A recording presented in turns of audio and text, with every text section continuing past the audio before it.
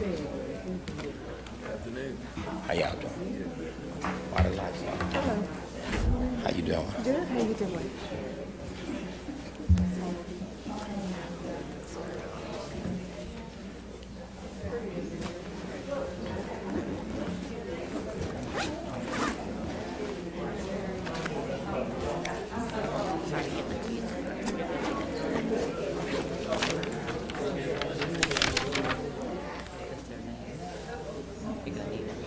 Okay.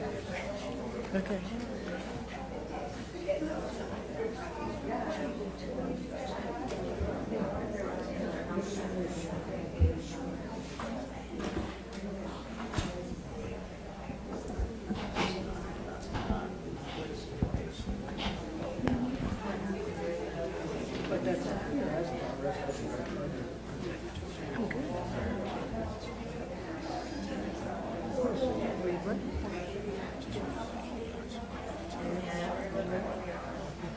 Enjoying it.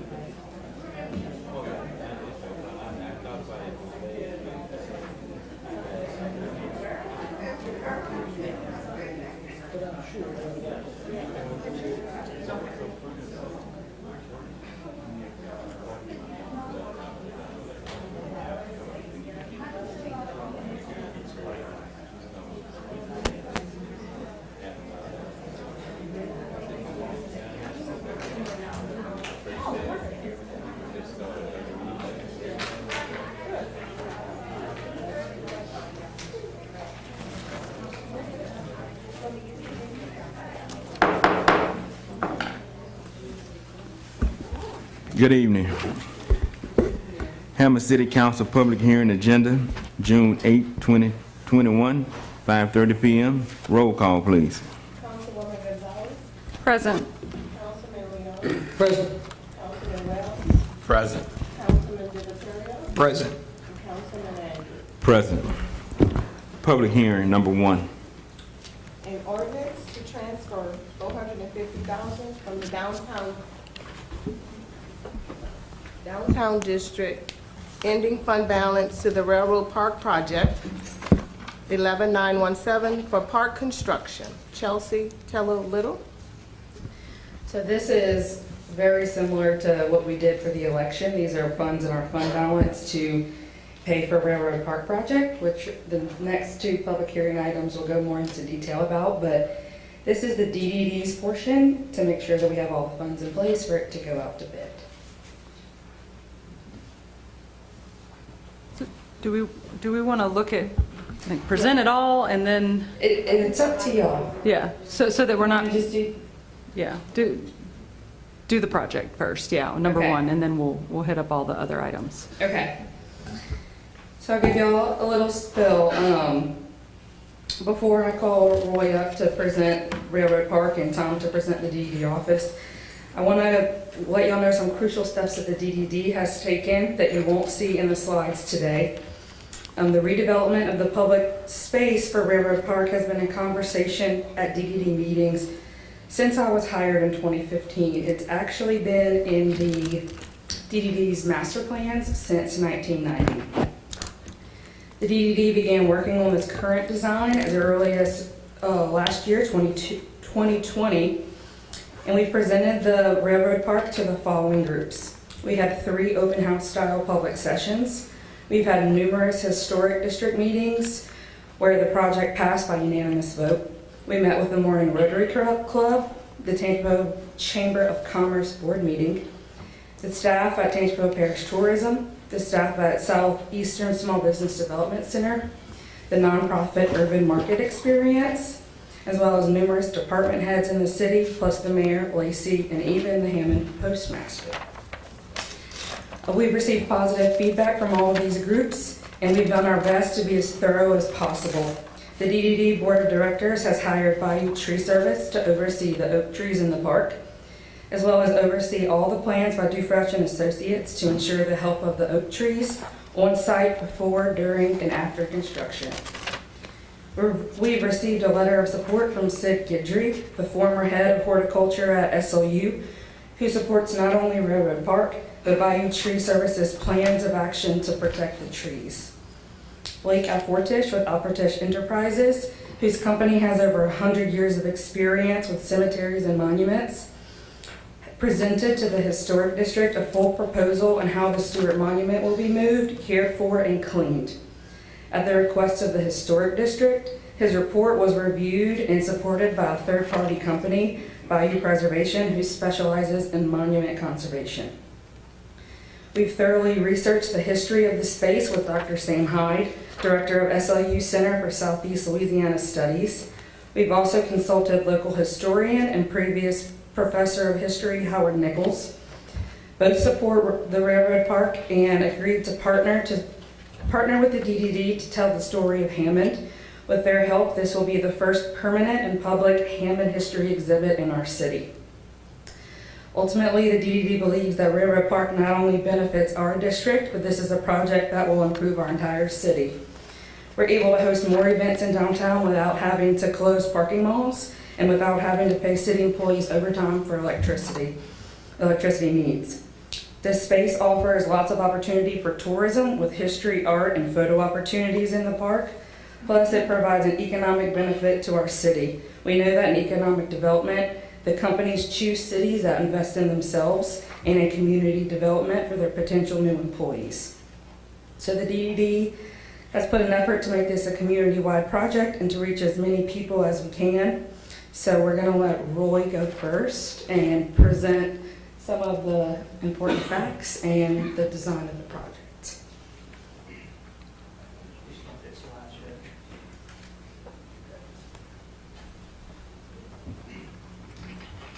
Good afternoon. Good afternoon. I'm Roy Dufresne and Associates. I live at 40402 Traver Road, Hammond, Louisiana.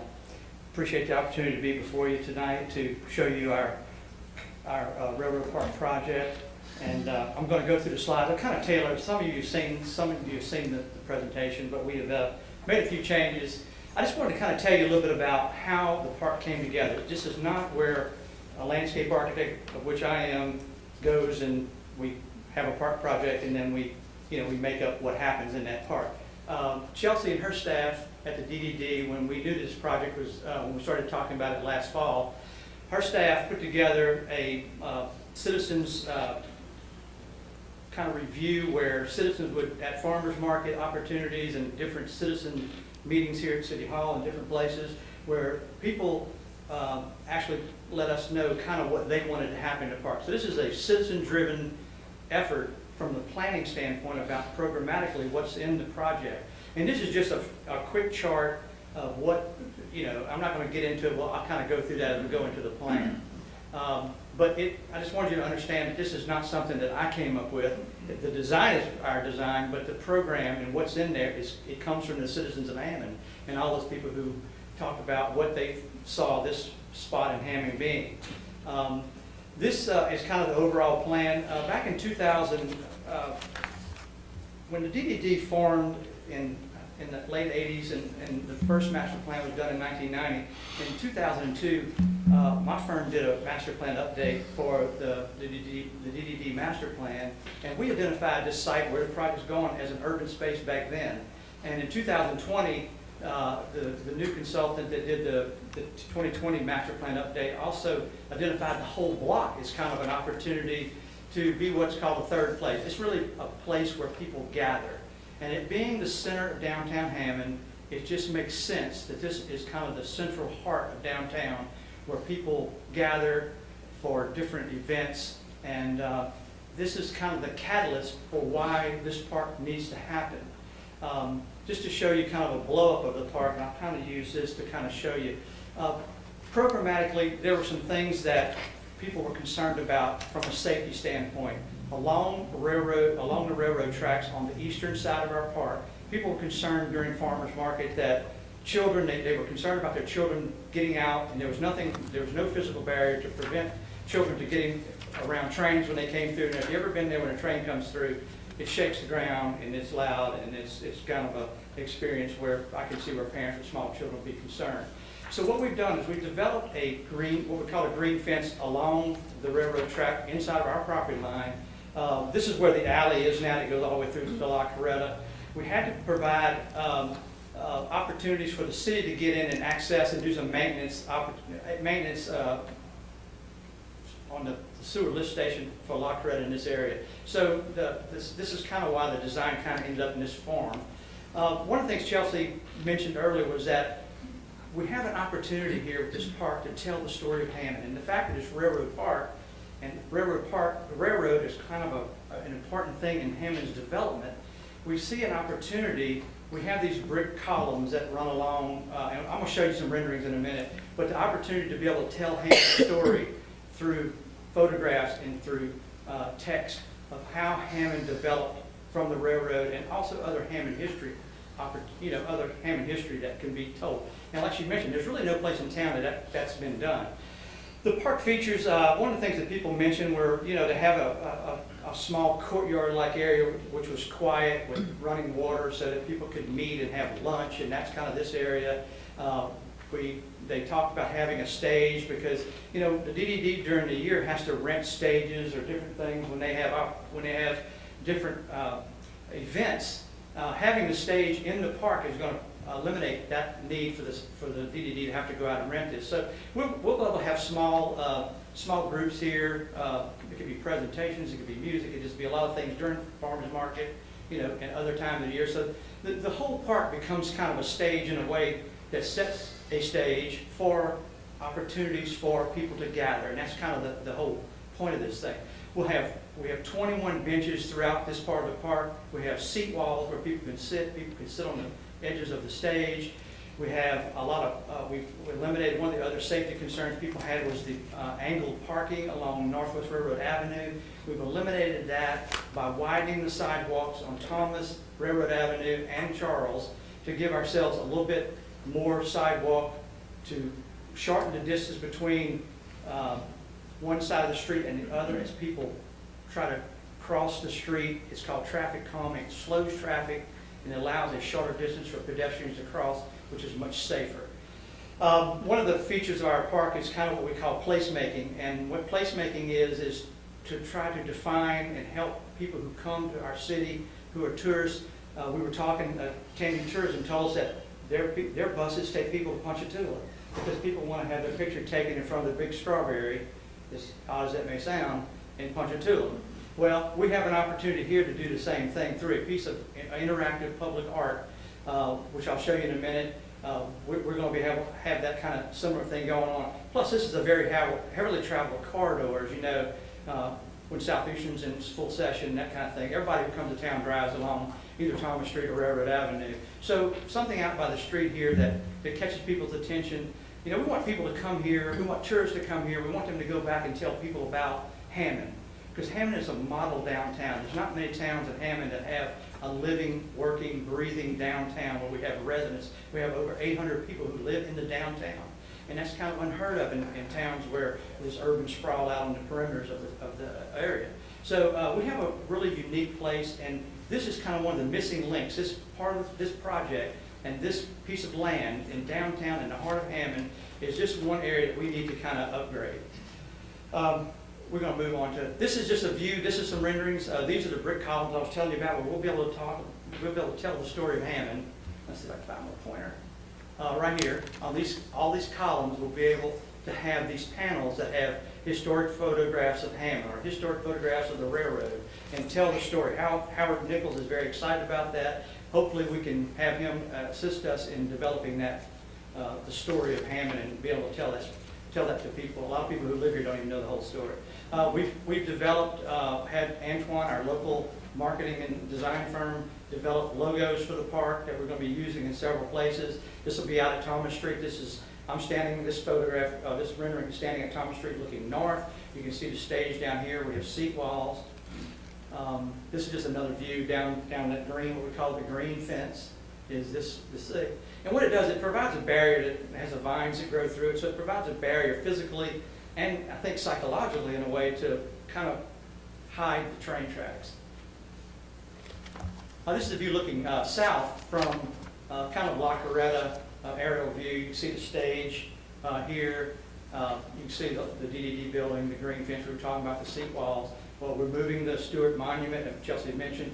This area in front of the stage is all going to be named bricks where individuals can buy bricks. And there's about 4,000 bricks that will go in there, so you can buy a brick and kind of memorialize yourself or honor someone or remember someone. So that's going to be an opportunity for the citizens to kind of participate in kind of the design of the park. This is a view looking from the DDD office, looking back in the opposite direction. You can see the monument here, and see the stage. You see the post office off to the left here, the parallel parking, the benches, the street trees. The view of the little courtyard. This is this little train cutout will be applied to the wall, off the wall, so it'll be lit from the water. There's a fountain comes out of the train. So it'd be like a nice little peaceful area where people can go sit in tables and chairs and umbrellas and have lunch and converse and that kind of thing. Looking west, one of the kind of the design concepts that we used was to try to focus everything along the main axis of the park going east-west to the front of the old post office. So we talked to the postmaster and asked him to do what he can to dress up the front of the post office and maybe even provide an opportunity there for us to have a vestibule inside the old post office. They don't use that entrance anymore, where we can have more history of Hammond told. This is another view from the courtyard looking south. And then this is the interactive art piece. We'll have the word Hammond in three-dimensional letters. They'll be 5 foot tall. An artist will paint those letters, and that will be a recurring thing. Every so often, those letters will be painted, and like now it might be 4th of July looking painting. The wall behind it is what we call the mural wall. So there'll be a call for artists once we get a responsible bidder for this job, if we get that far, and we will hopefully enlist someone to paint a mural that tells us, maybe kind of plays along with our park and our railroad park and our history kind of theme. And then just another view of that. You can see the stage. The stage is handicap accessible, ADA compliant. This is just a walkthrough. I'm not going to show you this, because I want to talk a little bit more. I think more. Well, I did do it, didn't I? We're going to walk through that anyway. But when we get through this walkthrough, this is just kind of a walking tour through the park, and you can kind of see how it would feel to walk in this space. And we kind of use this as a design tool. But after this, I want to talk about why this park is important, why this project is important to the city of Hammond, and some of the economic benefits we can realize by completing the project, and why you should vote for it. And that's kind of it. Why is this project important? And I think there's a lot of things that are really very central to why we need to support, why you need to support this project, why we work so hard on this project. We're going to spend some money. It's going to cost some money to do it, but it takes that kind of commitment from the city council, from the DDD, to have these kind of things in our city. The park will create a place for citizen interaction and enjoyment where one can experience the arts, culture, and history of Hammond. That's what we're talking about, telling the story of the history story. The park will function as the heart of downtown activity. The park will enhance downtown's sense of place and placemaking, and instill community pride and foster a better quality of life for the citizens in Hammond. The park is a part of a larger downtown master development plan put in place in the late 1980s with the formation of the DDD and a subsequent 2020 master plan update. The park's location and design are consistent with the updated master plans. Additionally, the park is part of a larger pedestrian sidewalk master plan extending from Hammond Square Mall north to southeastern Louisiana University campus. The park completes a major gap in that important physical link in these areas. The only gap we have now is from Hanson Avenue to the park. That's what we're lacking. The completion of the railroad park will be a benchmark and catalyst for creating future downtown improvements of quality. And finally, the park will provide opportunities for community gathering and events and will further support the mission of the Downtown Development District. And I know these are things that are important to all of us about how this project provides economic development and how that spins off. Communities that invest in mixed use and walkable downtowns provide economic advantages for individuals and businesses and strengthen their tax base. Individuals benefit because jobs are created when downtown and neighborhoods revitalize and household budgets are improved by rising walkability. That means walking versus driving in your downtown. And we want to make our town more walkable. Businesses benefit because placemaking is a primary driver of investment. According to the Urban Land Institute, in today's economy, the quality of a place is paramount. Decisions such as where to invest, where to park, where to retire, where to vacation are all made based on what a community looks like. If you can't differentiate your town from any other, you have no competitive advantage. That's what this park is going to do. It's going to make us a better place, and it's going to give us a competitive advantage over other small towns. Compact central business district properties yield 10 times more tax revenue per acre than conventional suburban developments. That's pretty important.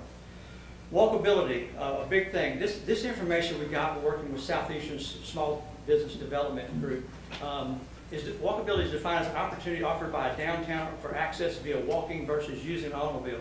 Walkability of downtown Hammond is both sustainable, healthy, and financially enriching. Hammond's downtown walkability score is currently 35 out of 100, and the proposed park will improve Hammond's score. Studies have shown that for every 1 point gain in walkability score, property values increase an average of $3,250. And finally, the park will provide revenue-generating opportunities for the Downtown Development District through additional farmers market space rentals, potential for ticketed events within the park, and public event rentals of the park. The park will provide many of the amenities that Downtown Development District currently funds on a yearly basis, such as a stage and renting stage equipment, the electrical services, which they spend a lot of money on every year, and allowing those funds that they usually spend to be used and dedicated to other downtown improvement projects. Thank you.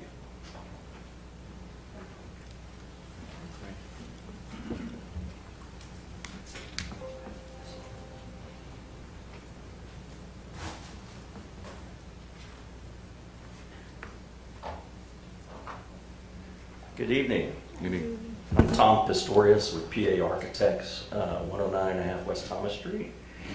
And I'm happy here to present to you the renovations for the DDD, the Downtown Development District building.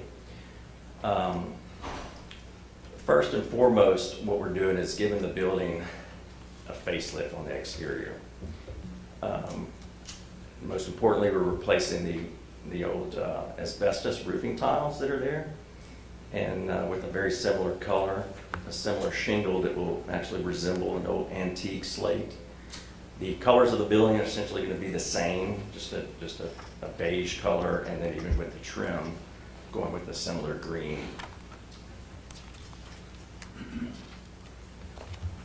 When we get to a floor plan, I just want to walk you through and point out a few of the areas and show you what we're doing with the space planning. Essentially what we're doing is removing the, sorry about that. Let's see how we get back to it.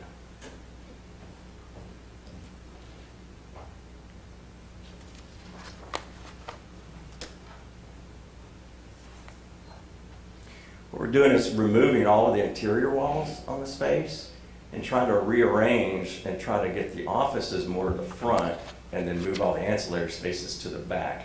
And what that's doing is not only bringing the girls and the staff closer to the front, but it will help with security. So just walking you through the building as you currently have now, you step into the space and they're usually kind of in the back and people just sort of wander in the front. So now we're creating a vestibule. You come in and you're greeted with someone here at the sliding window. And so that not only gives you security here, but it allows you to control who comes in and out of the office. So when you step into the space, this is just essentially just an open area with office space on both sides. So there's enough for 2 workstations on either side. A little conference table in the center, which would also function as a desk for someone that can be sitting there and greeting people. Like for instance, on Hogwash night when you're collecting money and so forth, you can have someone there to control that. So it's not as open as it is currently, so there's a little bit more control and safety. If you have a little group of people, you can have a meeting here with a flat screen TV and so forth and do presentations. So off to the back right is a workroom with all the essentials, you know, copy machine. It functions as a little break room as well with a sink and under-counter refrigerator and so forth. In the center here between Chelsea's office, the director's office here in the back that can be locked, is a little closet and, you know, contain all the files and storage and so forth. So the back quarter of the building is actually, you know, one of the main improvements is 2 new ADA compliant restrooms that would be open for the public. So this back part now, we've got the restrooms facing the park, the future park, the existing park, if you will. The plan is to have those be open between office hours, 9 and 5, and then open for special events. In the center between these two is just a large storage area for functions and events, you know, such as the farmers market. So basically, that's the overall plan of what we're doing. Like I said, from the exterior, there's really no more change than just a facelift, just to kind of enhance the whole area and just really add to what Roy's doing. This whole block has a great opportunity right now to just be improved, and people just love it as it is now coming to downtown. I know you've seen on Saturdays, but just an opportunity to step it up a little bit more and, you know, push the envelope. So, thank you.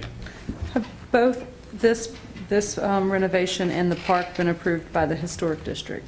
Correct, they have. They have. Both of them have? Yes. Okay. And from the DDD Design Review Committee. Right.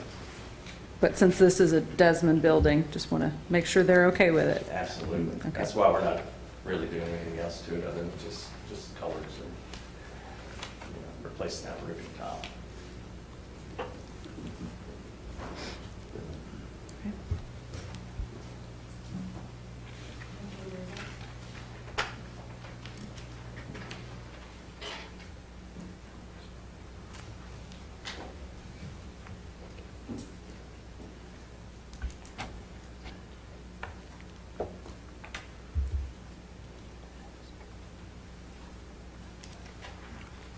This is the funding portion of the presentation. They presented both of the things that the DDD is looking to construct. And so this is that portion of what the actual ordinances speak to. There is not money budgeted for these projects in the current budget. And so what is before you are 3 ordinances that would move money from the fund balances of these different funds to provide funding for the project. So the first one is the railroad park. You have the cost estimate there. Roy is positioning it to be a base bid of $515,000 with 2 alternates, and the alternates cover both the sidewalks along to the main locations in that general area. These are just costs that include construction only. They do not include the architecture fees, and that's why the ask is for funding from the to cover the entire project. So the first way to get there is what Chelsea had discussed very briefly. The first ordinance, the DDD is requesting to move $450,000 from their ending fund balance to the park construction project. So you see over in the left-hand column, it says the current budget. In the first line there is the beginning fund balance of $795,000. They are expected to bring in approximately $330,000 in revenue throughout the year. They're expected to spend right now $270,000. And so that's why there's not money there budgeted for this project. There's a transfer out to cover some debt, and then their ending fund balance right now is $795,000. What they're proposing to do is move $450,000 from that, which would leave an ending fund balance of $345,000. That is in the DDD fund. That is not a city, so to speak, fund. That's the DDD fund. That's the DDD millage that goes directly into that fund and supports DDD functions only. The second ordinance is also designed to help fund the railroad park. The DDD is asking the city of Hammond to contribute $160,000 to the park construction project to cover both the sidewalks and a reinforced alleyway where the city needs access to the service the drainage and a sewer lift station. Both of the major catch basins and the sewer lift station are kind of closer to the Creta side of this area where we're speaking about. So the reinforced driveway would be that when you were taking the walk through the park, it would be that long alleyway. In the sales tax fund is where we have a rather large ending fund balance right now. So if you look again in the current column, which is the first column on the left-hand side there, the beginning fund balance starts at $980,000 or so. We're expected, this was with our change to the budget, we recognized $22,500,000 and some change there. We right now are projected to spend a little over $1.5 million out of that fund. We have transfers out that go to all the different funds of the health insurance, the general liability, all the general fund, all the things that get funded out of sales tax. But we still have a balance there, an ending fund balance of just over $2.2 million. What we're proposing to do, should the council approve this, is move the $160,000 from that ending fund balance, which then leaves $2.1 million still in your balance.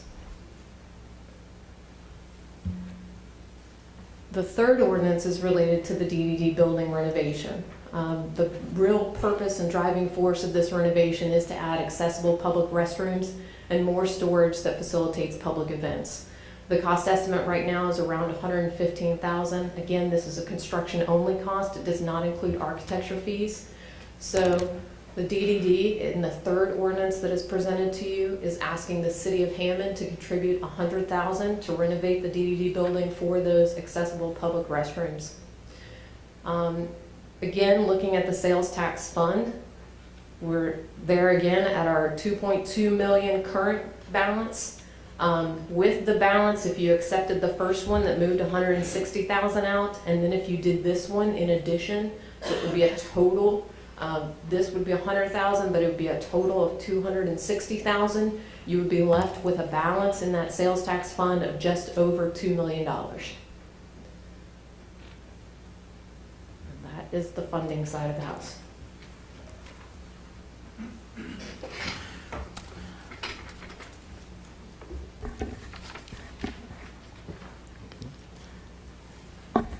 Anyone else from the public?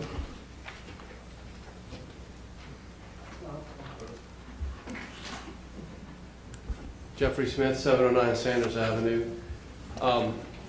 This is a wonderful project. I couldn't be more excited. I've been volunteering the Downtown Development District since I've been here a long time. And the success story of Hammond is nationally recognized. We're a beautiful downtown. We can't stop here. We got to keep going. So this project's important. Everything Roy said is absolutely correct. And I'm a business owner, taxpayer, and I have 30 tenants in my buildings downtown who will all enjoy this project, as well as every citizen in Hammond. It's not just for people who live in downtown Hammond. Everyone will enjoy it. So I really encourage you to support the requests that are presented before you tonight, and I think the benefits will be for all of us in Hammond. So thank you. Anyone from YouTube? No, sir. I got somebody.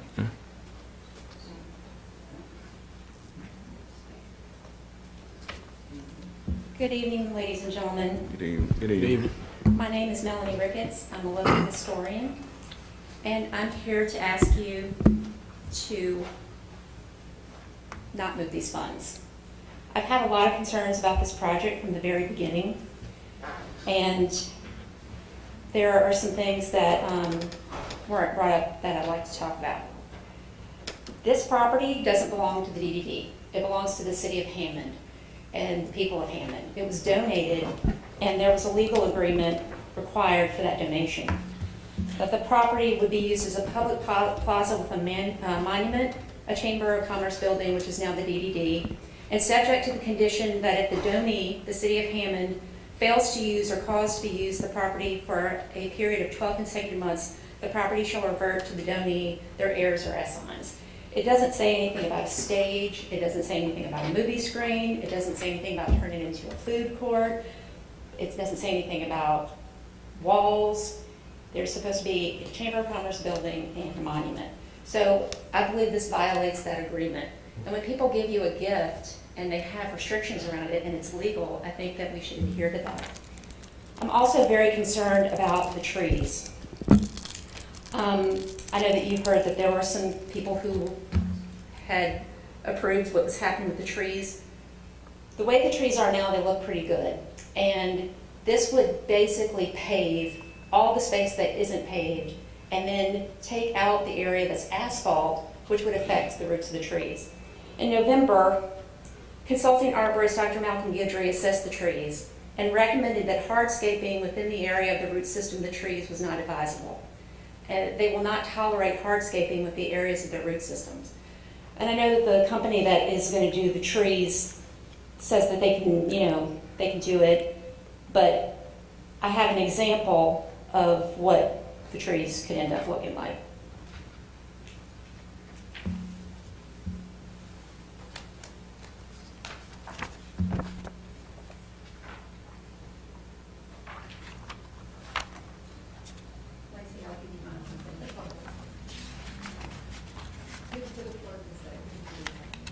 Oh, I have it on a disc for the record.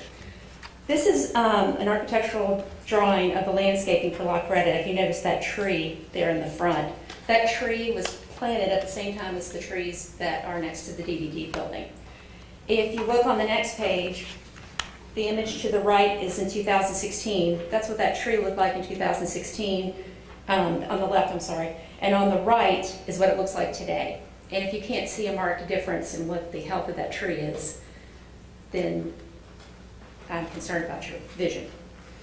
The next page is the tree canopy. It's a close-up of the tree in 2016 and the tree a couple of days ago.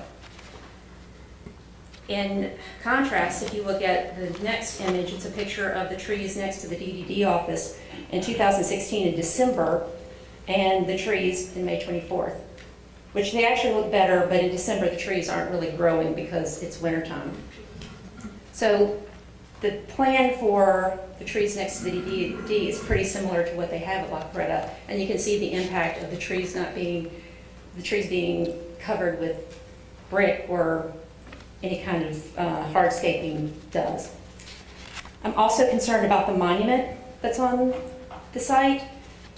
In 2009, Francis Stewart was actually killed by a train, and that site is to commemorate his act of pushing a small child off the tracks, and he himself was ground to bits by the train.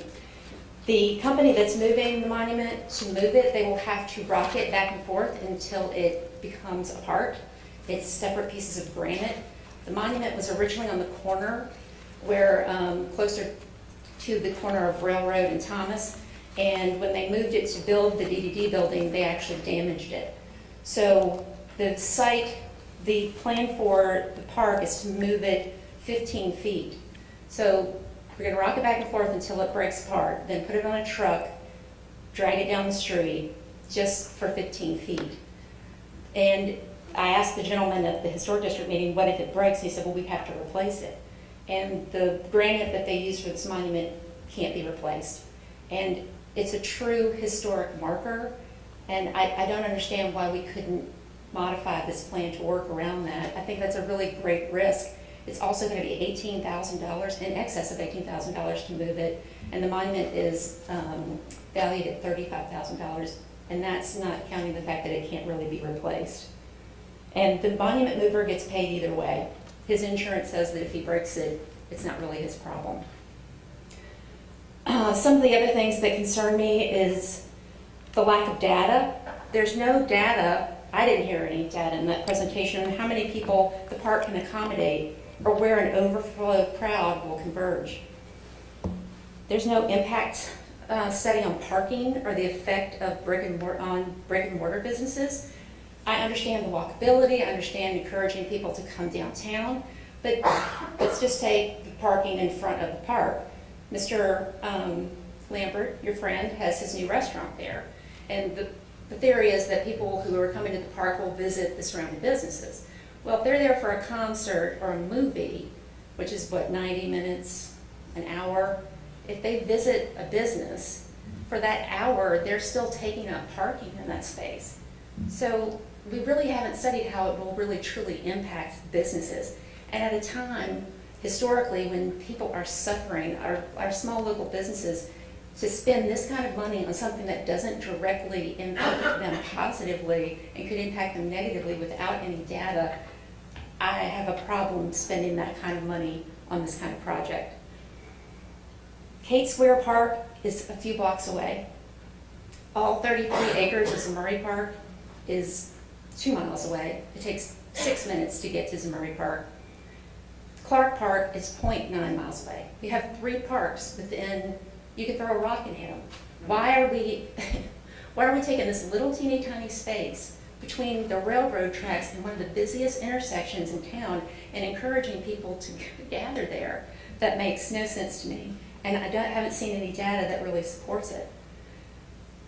And I'm also confused where these funds come from. If this is excess money, I heard in the last meeting that there are parks where they're not playing baseball because there are no lights, and they've been trying to get that done for years, or where there are security issues and they're asking for cameras and they're kind of being pushed aside, when those are very, I would think, minimally expensive projects and needed. And this seems like something that we could really do without. In fact, we're not really allowed to do.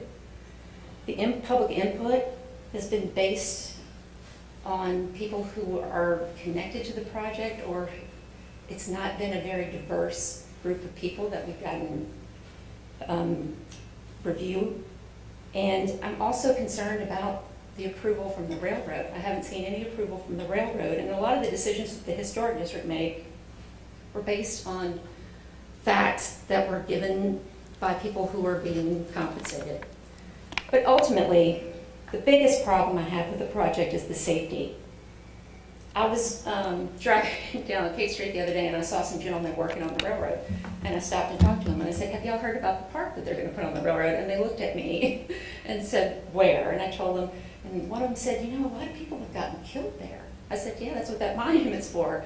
And another guy said to me, he said, "You tell the city council," and I did not tell him I was coming here this evening. He said, "You tell the city council when a 375-ton train derails, one of the tankers derails, and it hits asphalt, it slides." And I said, "Well, they're going to have walls." And they all laughed at me and said, "Train doesn't care about walls when it derails." Walls can also obstruct the view of the train. Being able to see the train before it's right on top of you is a safety issue. Same thing with the whistle. The point of the train signaling isn't so when you're right on top of it you hear it. It's so you can hear it coming down the tracks, and you can make adjustments, and you can be sure that you're being safe. Music or other activities could muffle that. There have been 2 train fatalities in the past 7 months, one in November and one in January, the past November and past January. So we're encouraging people to come to an area that is deadly. I'm also concerned that, I know that we've had some problem with insurance. If we go into a cooperative endeavor agreement, would we need additional insurance if we're encouraging people to gather near a railroad track? What kind of liability does the city take on if they take responsibility for the space? Would we need additional liability insurance? Would we need to have some kind of clearance from the railroad? Those are questions that I haven't seen answered either. So ultimately, I'm all for parks. I'm all for people being, encouraged to come downtown. I just think that there are better places and better ways to do it. And I would ask you to vote against this. Thank you. Thank you.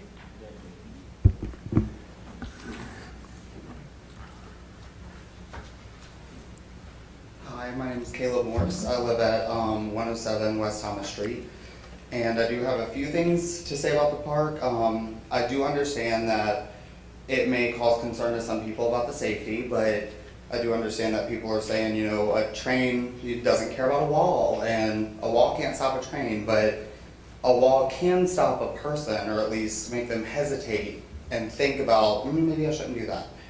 And another point that I would like to bring up is the accessibility to our residents with disabilities. I volunteer a lot at the farmer's market, and my first cousin Heath actually is in a wheelchair. I know that about 6 months ago, him and his wife came to the farmer's market, and they haven't been back since. And as a volunteer, I also see people walking through, you know, parents with strollers, and they take a look, try to, and not really go back. And I think that it's 2021, and as of right now, thinking that my cousin or anyone with a disability can't enjoy the same things that I get to enjoy is very upsetting. So I think the fact that this will be accessible to people with a handicap is something that's great, and I think it's already a public space. It's gonna make it look 10 times better, and it's gonna keep people coming back. So I think it's very important to get this done in the best way we can. Thanks.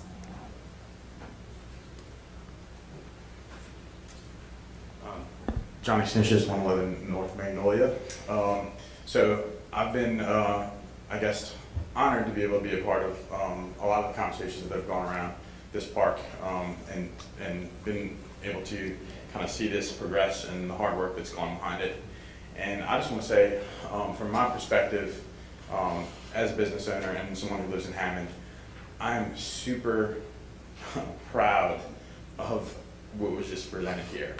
When I look at some of the city council meetings and see where there's so much, disagreements and trouble to get things on the same page to get things done, one thing that I do realize is that the downtown development and the work that we've done, we get a lot of recognition for our downtown, and this is something that we can really unify and really put our heart and soul behind.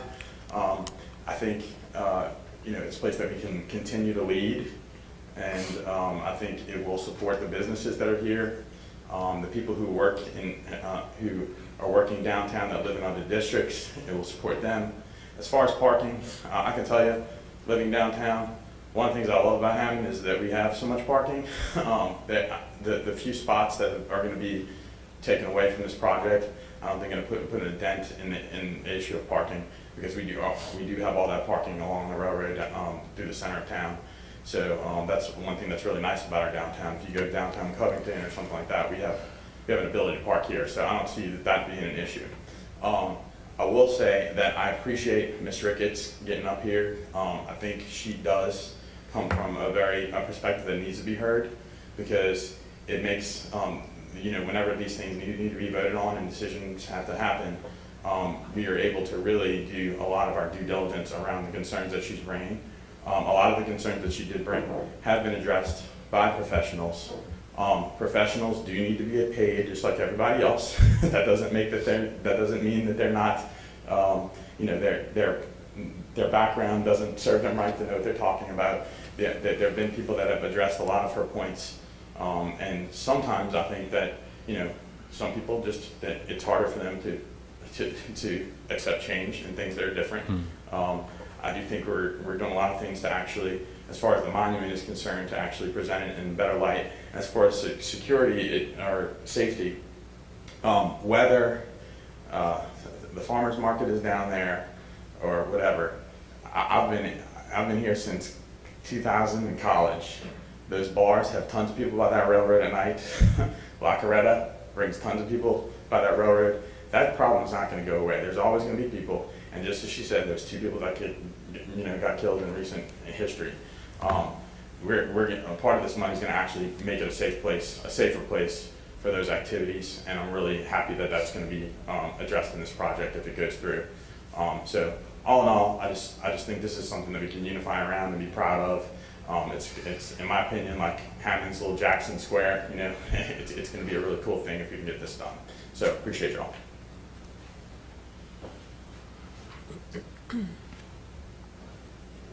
Everybody, How you doing? my name is Denise Austin. I live at 47442 Monticello Drive in Hammond. And I have a script because I'm a little nervous, but I'm in my 7th year as a vendor out at the farmers market. And I encourage you fine folks to allow this project to move forward. The market's an important weekly event that not only brings the community together, as has been mentioned, but it provides the opportunity for local farmers and artisans and people that produce goods to vend their goods. The market not only creates revenue for 30 small little businesses, but it also generates sales tax revenue and makes Hammond a destination. I think it dovetails beautifully with the National Main Street Program accreditation we recently received, so why not give us a facelift? Thank you.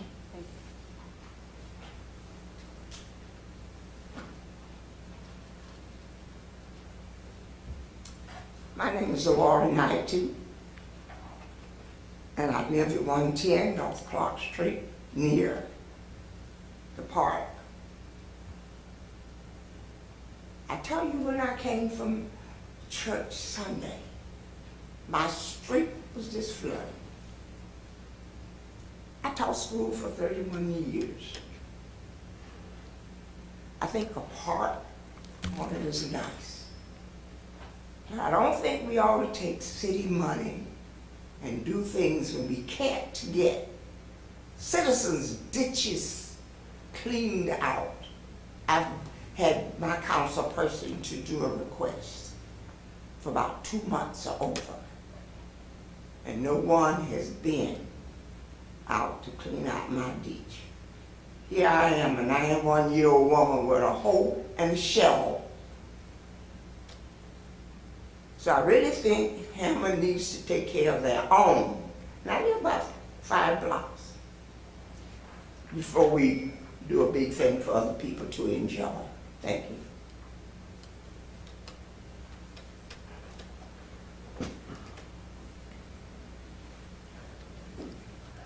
Nana Minima, I'm from 52 Whitmore Drive. I had a question, I guess concern, when she was talking about liability. As being a director of a business, always had concerns about liability issues for a suit, so like information about that. Also, since it's a city park, what are the hours where people are going to be able to hang out later in the evening? You were talking about college students. I'm not from here, I've just been here 3 years, but I remember the downtown area where I went to school, it was a party school. They would kind of congregate, hang out, you had more space, but would it be available for people to congregate after the hours of the DDD, or would they not be able to be there? Would that be issue? I think it looks beautiful. Be a great opportunity. I go to the farmer's market, but usually I'm in and out of the farmer's market, and I don't have accessibility issues. I just go there. It was a bit too many people, even before COVID. I get my stuff and go.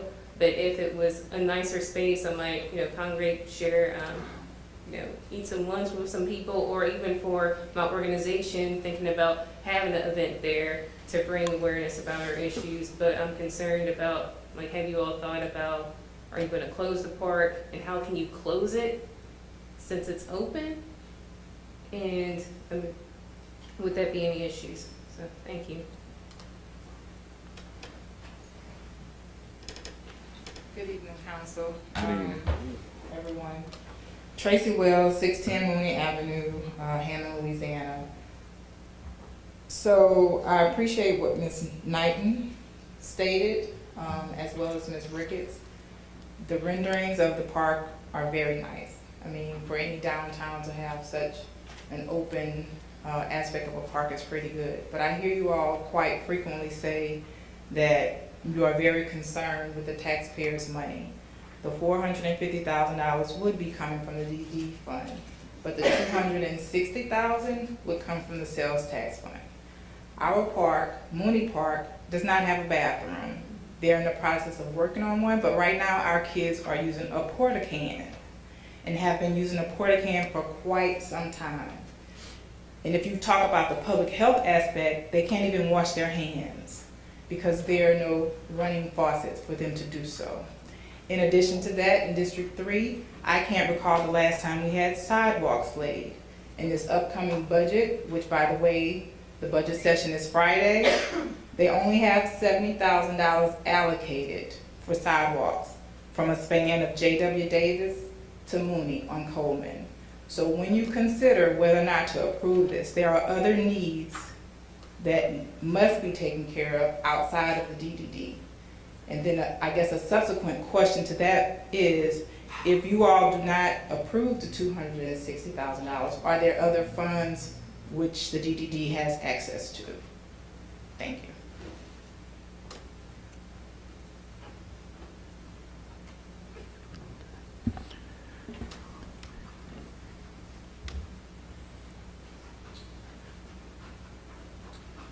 John Garian, I'm a business owner. I live on 47442 Holmes Lane. I want to thank each and every one of y'all. My father was a city councilman for 14 years in this great town that I love, and I know everyone else in here loves as well.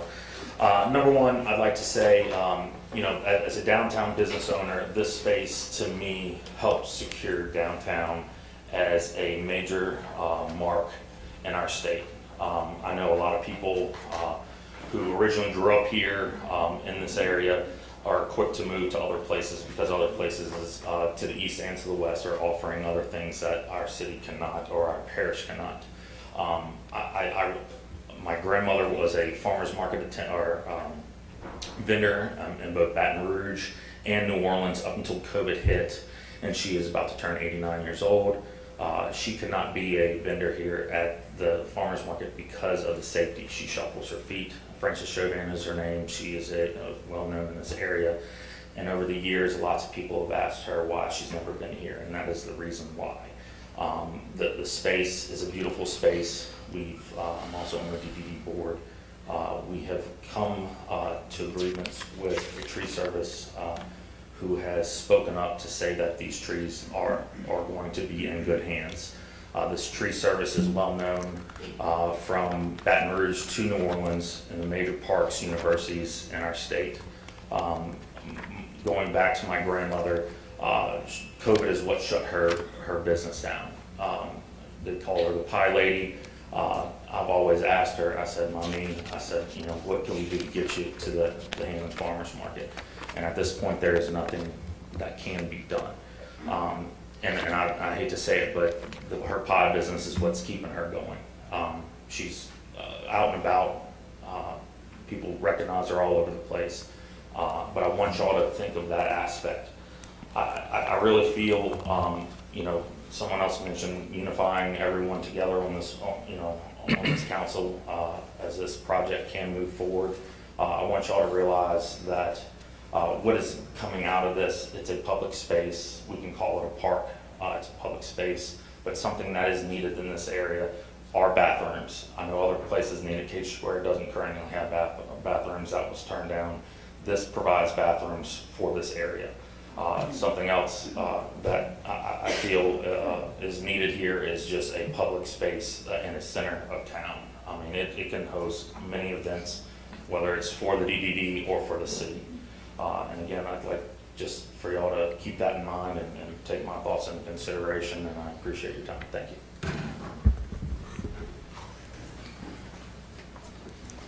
I wanted to just point out that I've known about this project. Obviously, it was revealed to me a couple months back. Saw the slideshow. I don't remember how long ago it was. Over a year ago, we turned down bathrooms in Kate Square Park, which, as we noted, was very close. And so $100,000 of this city money is being proposed. It's an ask for us to put bathrooms in this area. And this is in my district. Kate Square is in my district. And I'm a mom of a 6-year-old. I've many times had to take him to a coffee shop to use the bathroom. And I know there are lots of families that want bathrooms somewhere in this area. Now, I'm not saying that this is going to solve that problem. Or be the best solution to that problem. It will solve that problem. It may not be the best solution, but Kate Square is very small. A lot of people don't want a bathroom there, and I feel that $100,000 to fix up a city-owned building to make 2 handicap-accessible bathrooms that the people can use in Kate Square or downtown would be a good use of funds. I just want to make sure that that's understood. And it's also less than probably what it was going to cost us to put freestanding bathrooms in the park that nobody wanted. Additionally, that money that was supposed to go to Kate Square, we took and we gave to MLK for their bathrooms, which is a great use of city money. So I feel that at least some of this money should go to bathrooms in an area that's close to Kate Square. So, go ahead. Again, my name is Nana Minma from 52 Whitmore Drive. Just the point about bathrooms, it just had me thinking about the homeless population. You know, sometimes people don't want to think about that, my organization, we help out a subsection of homeless individuals. I know a lot of them congregate closer to the interstate, but when you have places for people to sit and lay down and bathrooms, homeless folks will come there to lay, sleep, and use the bathroom. So I don't know if people have thought about that. I'm sure you all have, but that's something that I just wanted to bring up as a talking point and a concern, because another community that I lived in for over a decade, they cleaned up a nice place downtown, put new park benches, and then with the new park benches and trees, they pushed out all the homeless folks that were there. So, actually they got rid of the benches there. They had park benches, but then they got rid of those and just had those nice little retaining walls to sit there, and it was less space for them to sleep. So I'm sure you all may have talked about that, but concerns for people downtown, or people then, the homeless population going to come here, is that going to be an issue? They need affordable housing, but that's a whole other conversation, but I just wanted to bring that up.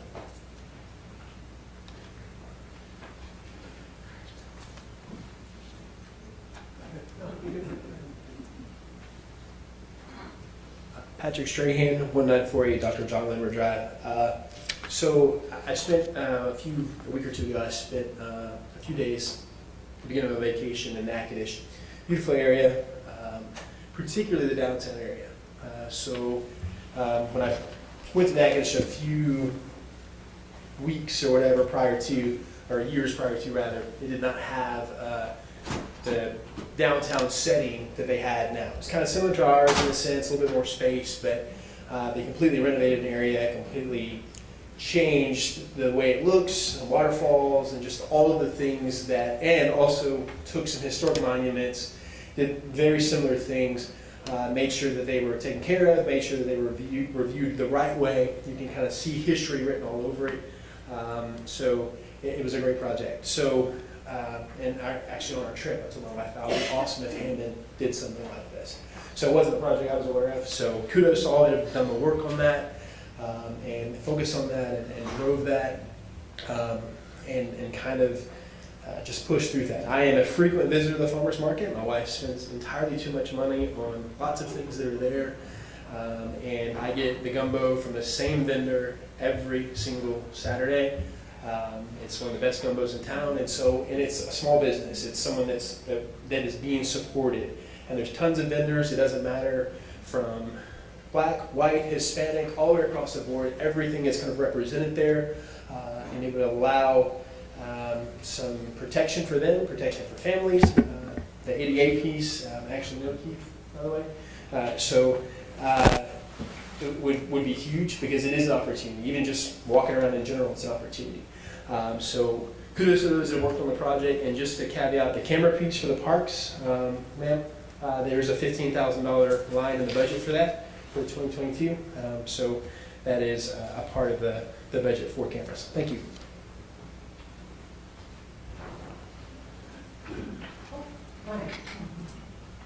Frank DiVittorio, 1 Norbrook Circle, Hammond, Louisiana.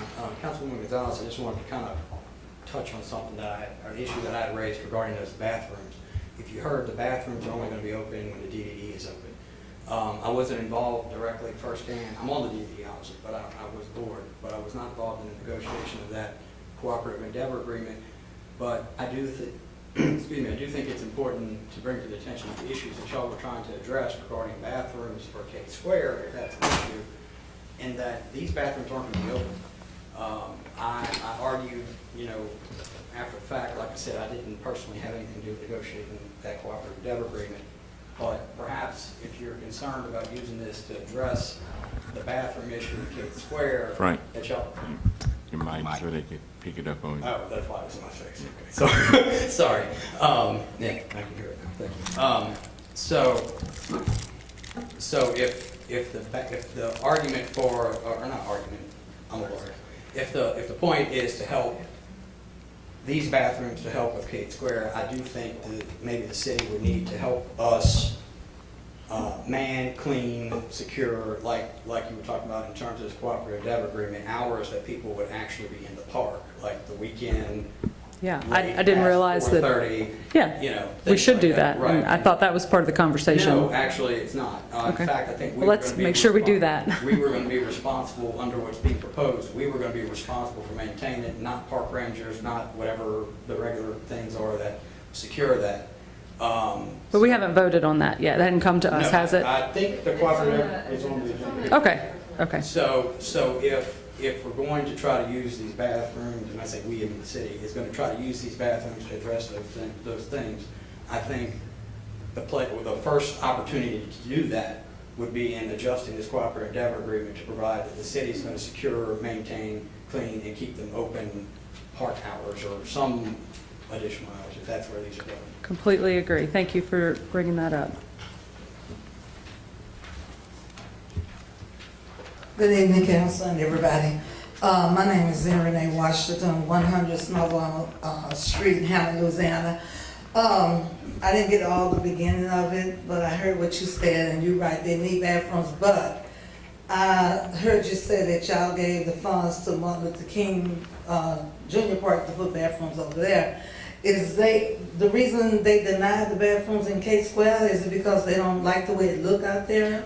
The argument, there were a lot of different reasons against it, but one of them was that that park is very small, and creating a very large structure that stopped the view of, of the different areas of the park. A lot of people came out and spoke out against it, and so I think that it ended up failing because so many people voiced opposition to it. Okay, so is it more important to stop the look than to have a bathroom for the kids to go to when they're out there? Part of the question, and there was a lot of people who voiced their opinions. Because Mooney Avenue Park is a small park too, and we need bathrooms over there, but I know it's in the neighborhood, and this is downtown, but me, myself personally, I don't see why you still couldn't put a bathroom over in K Square. But now all this other stuff y'all talking about, the DDA and whatever that, and you said there was another place that needed a bathroom downtown that would make it convenient for her. No, what I was saying is that the Kate Square needs a bathroom, and this is a block away, so this could serve as a bathroom for Kate Square. So they still gonna have to take the child a whole block away to go to the bathroom. I mean, you can walk across the park as an entire block, so, I mean, right. So, either way. Okay. All right. I'd like to just make a point of interest. The Mooney Park restroom is slated to be completed by the end of this month. So it is under construction, and there's been some discussion about no restrooms at Mooney Park, but they are under construction. Hi, Pamela Haynes, 116 Maryland Street. My concern is, all of you all took an oath. You represent Hammond, and each one of you represent a district. Hammond have a great need. We have sewer problems, we have other crime problems, and from Kidd on over to Mr. Wells, y'all have great issues. Hats off to y'all, y'all go through a lot. But we have a great need. We not only represent downtown, and I'm trembling, I'm upset right now because you have homeless people that's out there. We have a great need for other things. That's a beautiful layout. It is beautiful. But why not make all the parks a state-of-the-art parks? To represent every district, because Hammond is a whole. Our tax dollars are a whole to make everything happen. So with that being said, each one of you were elected to represent Hammond as a whole, and each one of you have a district. Don't let stuff go undone for these big projects. Take care of the needs. And then not saying that it can't be done, because it can. But we gotta take care of what's important. People sewer, the crimes. I heard gunshots last night. So, we need to look at the big picture, not just downtown. We need to look at Hammond as a whole. And then it will draw a whole lot of people here.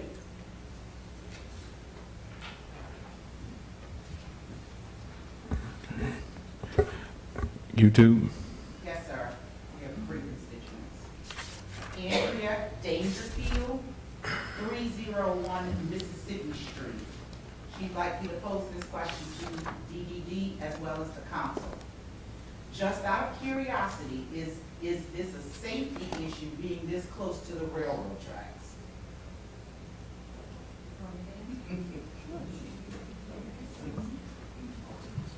So I would say everything that is next to the railroad is a safety issue, and we have to do the best that we can to make it as safe as we can.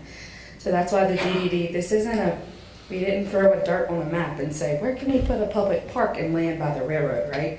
This is a public space that was donated to the city, designated to always be a public space. So it is our job as a development of the district to make this space as safe and usable as we can. That's why we are only leaving the option to cross at a mid-block crossing in the two sides of the street on Thomas and Charles. So is it a safety issue? I think it's a safety issue in every town being next to the railroad, but for us, we're doing the best we can to make it as safe as we can, being that it's designated as a public space. And I also want to remind everyone that this is not a project that the council created. This is a project that the DDD board is bringing to the council. It is our job as a development district to develop downtown specifically. You know, I agree with a lot of what everyone is saying. We need to benefit Hammond and improve Hammond as a whole, but our job and what our tax dollars go for from a DDD's perspective is only designated for our district. So this is something that we are bringing to you guys. We are prepared to pay for the bulk portion of this. We are just asking that you guys contribute, I think, $260,000 for a brand new park and public restrooms, and the DDD is prepared to pay for the rest. Joe Meir, 44065 High Oaks Trail, Hammond, Louisiana. As a resident and business owner and supporter of economic development, I am in support of this ordinance and ask our council to support this project.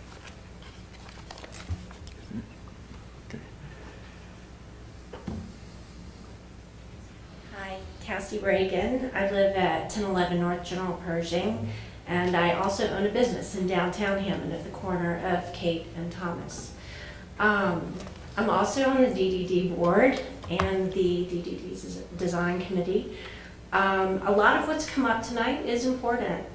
What Chelsea said, though, sums up a lot of what I was going to say. We are the DDD, the Downtown Development District, and we're supported by the DDD tax. So the money that comes in through that tax has to be spent in the DDD. And it is our job to make sure it's spent to best promote the DDD. This plaza, park, whatever you want to call it, is going to support downtown. It's going to attract people to downtown. It's going to provide space for things to happen that don't currently, they're not easily facilitated in downtown Hammond right now. You have a lot of people in downtown, like the Aveda Institute. They're educating people.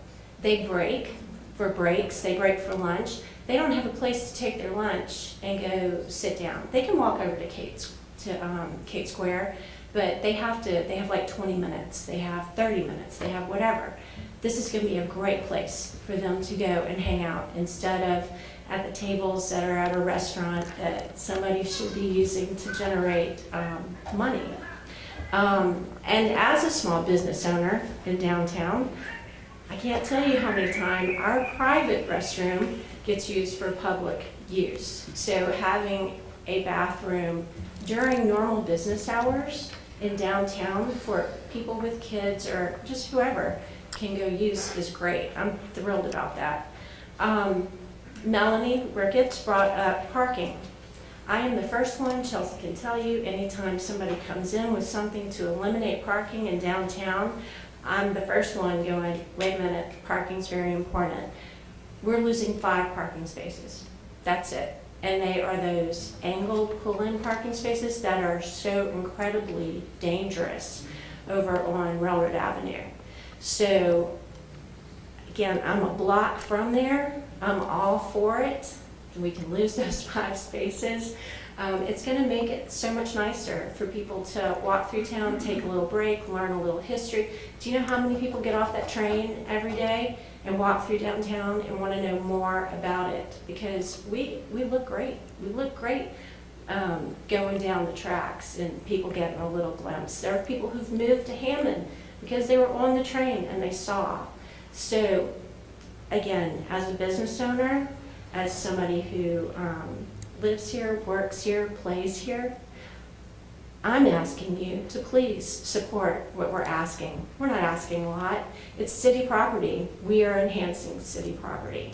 And all we're asking is that you guys help pay for the sidewalks that will be used by everybody in downtown and the public restrooms. So, thank you very much. Sandra Weary, District 1, Hammond, Louisiana. I have one question. The the sales tax that's being talked about tonight, where is that sales tax slated to go if you don't send it to, if you don't use it for this? So it's in our ending fund balance, so whenever we close out the year, it rolls into the beginning fund balance of the next year, and so it would be budgeted according to the next budget. It's in the city's balance. Okay. Right, so the 450,000 is in theirs, that's their money, the DDD. Okay, next question is for DDD. Isn't there some type of maybe grant that you probably could write to make up that rest of that money? So the city of Hammond can use their sales tax for everything else like the people are saying the other districts need. Yes, ma'am. So what we're asking the city to fund, our city is this, the city portion will be the sidewalks and the restrooms. So what we are raising money for the park is for everything that's inside of the park. So the money that we're requesting from the city, $100,000 to go towards public restrooms and the $160,000 to fix all the sidewalks and complete the sidewalks. We don't have plans to find funding for that right now because those are city amenities that are, you know, outside of that specific park. We had a meeting last week where the Lieutenant Governor came and we asked him to find money to put towards main streets and to help us find grant money, and with all the COVID money that is rolling down, there is opportunities for some funds to cover some of this, but we won't know that until we vote for it and put it out to bid.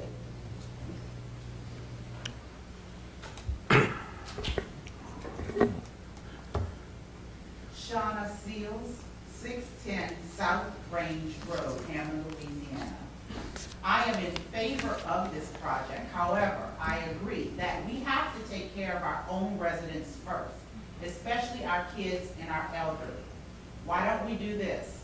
Find the money for the bathrooms for our kids, find the money to properly maintain all of our neighborhoods, then find the money to fund this project. Right.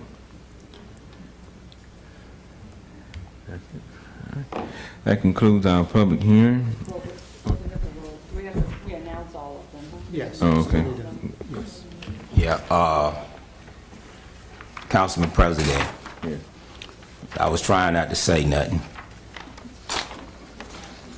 I kept my mouth closed a long time. Miss Melody, I want to tell you thank you. And I say that because I see you hear what I be talking about when I'm up here. And Miss Knighton, I want to tell you thank you. I see you hear what I say. Miss Pam, Miss Renee, Miss Weary, and I can't leave her out, my wife, Tracy Wells. We all know the issues that we're having in Mooney Park. If you don't know, this is a good time for you to know. We're having 1,000 issues in the park. Every 2 weeks when we have a council meeting, I speak on it. From the sewer that we dealt with Sunday, going into people's houses. And I heard you talk about the lift station downtown behind La Coretta's. Yeah, I've been up here about 2 years and some months. I saw work going on at the lift station. A lot of people don't have to tell me nothing, because you know what? I'm going to ride around, I'm going to look for myself and see. Mooney Avenue, a lift station, 30 years. 30 years. And I'm yet to see proof that it's been worked on. Mostly all y'all sewer that stay in Hammond, from the business owner to the residential, mostly all y'all sewer come right past my house. And when it get to my house, we have issues. The sidewalk. For 2 years, I didn't ask about a sidewalk. I asked about a park and the sewer. That's all I've been asking about. The park and the sewer. Huh? I asked about a sidewalk for the first time. My wife, she made it sound good. I'm gonna tell you, you know what they gave me? A half a sidewalk. Not a whole sidewalk, a half a sidewalk. I'm a voter. I respect everybody. I would do anything for anybody. The bathroom, yeah. I heard what the director said. Yes, they are working on the bathroom. Real slow. Cape Park, yeah, they asked about a bathroom, but the resident, and I'm one of the ones that spoke about it, asked them, do they want a bathroom in Cape Park? They said no. I have no problem what's going on, but something will be wrong with me. I know the issues that I'm having in District 3. If I sit up here, and I'm gonna let it be known where everybody can hear me, if I sit up here and just say yes, when I leave here, I have to go back to District 3. And you know what? Just like they called me Sunday about the raw sewer that's going on in District 3, they're gonna call me tonight and talk about, well, why did you vote like that? Why did you say that? So, it's hard, and it's amazing that the DDD, the railroad, did anybody reach out to a representative to really see what they say? I heard you speaking, and we know about safety. I mean, it's dangerous by any track. It don't matter what a track at, it's dangerous. Then as far as building around it, you know. I know we tried to do a sidewalk in Carly District, and it was a big issue. Up to 30 feet, they couldn't do nothing. You know, I do know this here from being up here. No sidewalk nowhere close to the track. Couldn't get it up there. So it stopped. I guess, I know where it stopped at. Over there by the bag factory. Okay, I ride over there. I know what's going on. And I say this here, and I listened and I heard everybody come up here speaking and talking. You know, no, you just take care of your problem. Don't worry about your neighbor. Then I heard Frank speaking, and Frank sat there and said about the bathroom. Wanting the city to clean the bathrooms now. Wanting the police, I guess the police or the park ranger, want them to secure the area. Huh? How many times I asked the police to come sit in my park? You know, all these things y'all asking for, I've been begging for it. Nobody even opened their mouth like, let me see what I can do. Let me see what I can do. Huh? The administration, I don't even know they up here when I'm talking. But if I was to do something or say something, the administration be the first one standing on the table. You don't need it. The cameras, everything I asked for, I'm hearing it now.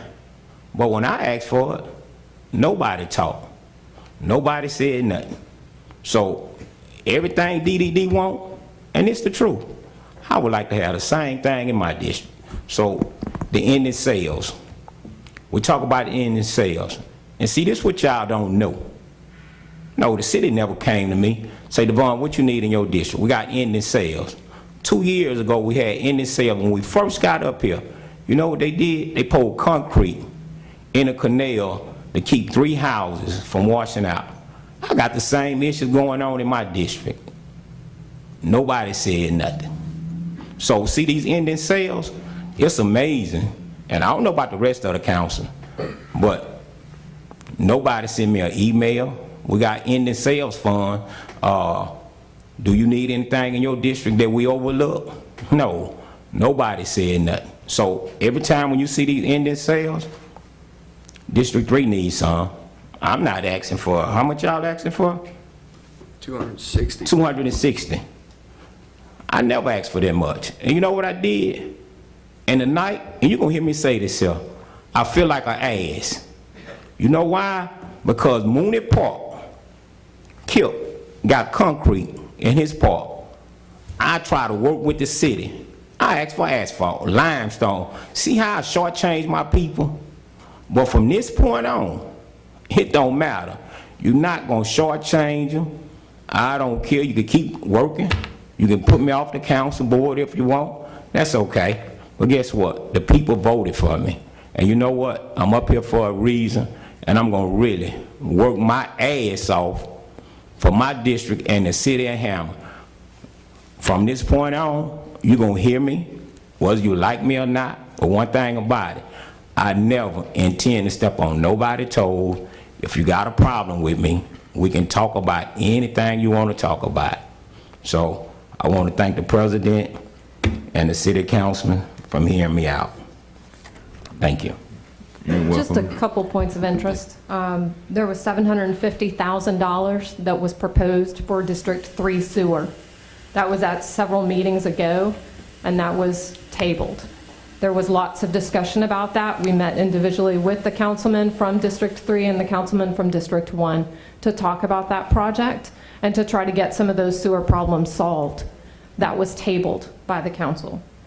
In addition, there's a $500,000 grant that is pending for Mooney Park that we do expect to come in, just as how we have funded our parks in the past, whether it's Martin Luther King, whether it's Z. Murray, Clark Park, all of our existing parks have had those same grant opportunities, and right now there's a $500,000 application that is pending for Mooney. That's in addition to the current construction of the parking lot that, yes, this year is limestone, next year is already in the budget to be paved. And the basketball that's being moved from the corner area over to the other area. In that grant application, though, is all new playgrounds, all new support services for that park. There's also money allocated for a new splash park and for upgrades to that. Now that that's been said, see how I get people attention? $750,000, let me tell you about it. $750,000 for District 3 and Hammond. And Hammond, it wasn't just for District 3. And then I talked to the community myself. They want to add a new lift station. What about the noise? What about the smell? See, this is what they asking me. So you know what? That little meeting we had, and that's what it was a little meeting. I asked about the grant money that we had received prior to that, what there was, $695,000. I asked about that. Can I see what they did with the grant money? That's when I gave you the map. that Yeah, you outlines gave me all the of map, but guess what? If nobody there to explain it to me, it don't do no good. I can tell you to go to Chicago, well, guess what? If you don't know nothing about getting on 55, going north, or 57, you're not gonna make it. That's a map. See, I'm gonna break it down, you can understand it. Okay, that $500,000 grant for the park, yeah, that's pending. We know how grants work. Ms. Tallow just said it, you know, about grants. We know how grants work. So the $500,000, we might not never get that. So what else you said? Because I want to make sure. So everything you talk about, it's amazing how I have an answer for it. But just like I have an answer for it, that's how I would like for y'all to address me, to have an answer. I need a solution for the gunfiring in the park. I asked about the police department sitting in the park. You know what? It's going on 2 weeks now. Thank God, guess what? The police been sitting in the park. No issues. That's all I've been asking for. You know, nobody get killed, nobody get hurt. We're talking about kids. I heard Gonzalez talk about her son, going to the bathroom. All those little things, those are the same little things I need in my area. That's all I ask for, and I've been asking for, a porta potty in Case Park. So I can't say nothing about a porta potty in Mooney, but guess what? Mooney still got working bathrooms that haven't been open in 3 years. And then, now that I'm saying that, I wish the grant writer was here and be exact, what y'all don't know. Mooney Park, they haven't done nothing to that park in 15 years. So you're not doing me a favor. You owe me, if anything.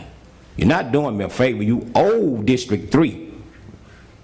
So whatever I ask for, I'm asking for the park. So you're not doing me no favor. You haven't done nothing in 15 years in Mooney Park. So guess what? We're excited right now, looking at limestone. We're excited, a barricade around the park. So the city haven't done nothing for Mooney Park. And you know what? I really was wondering who fault it was. But now I know. Thank you. All right. Committee, you had your read in for the public hearing. You finished with number 1? We just go to number 2. 2, yeah. Just need to ask for any comment. You need to read item number 2, and then ask for comment on number 2, then go to number 3. An ordinance to transfer $160,000 from the sales tax to 03 ending fund balance to the Railroad Park Project 11917 for park construction. Any public input? That we already had. We've had some. Yeah. Just need to Yes. ask you to go through each item and ask if there's any additional public input. additional. All right.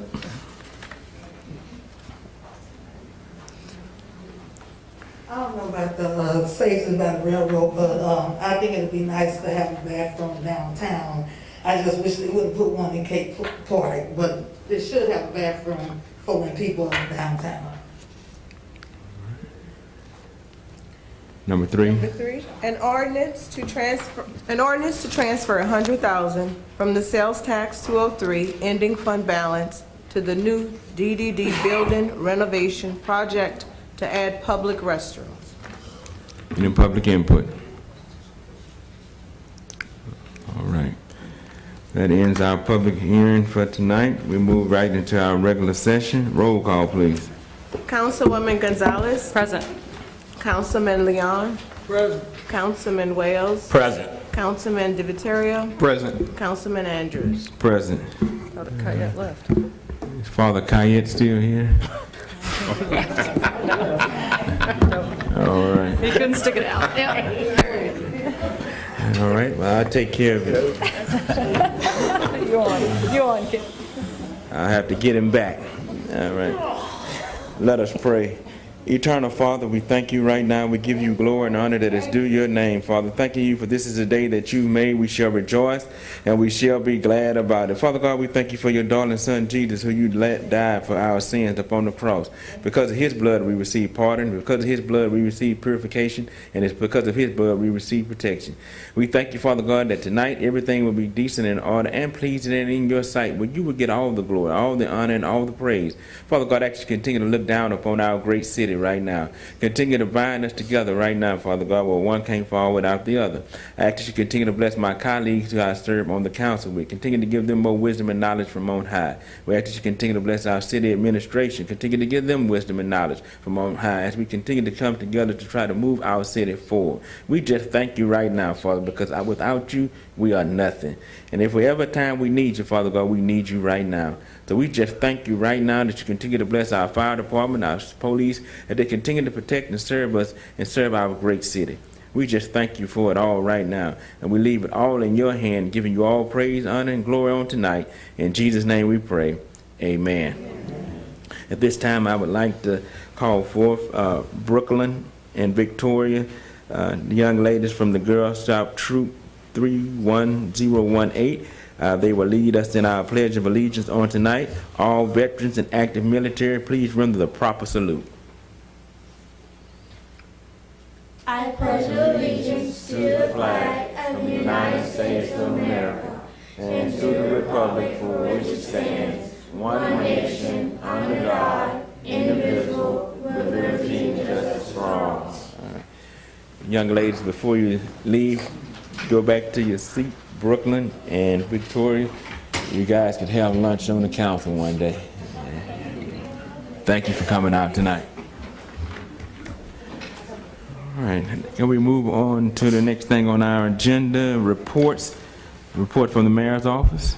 The mayor is on vacation tonight, but he did want to bring forward, we just received our sales tax for the month of April. Those were sales that happened in the month of April.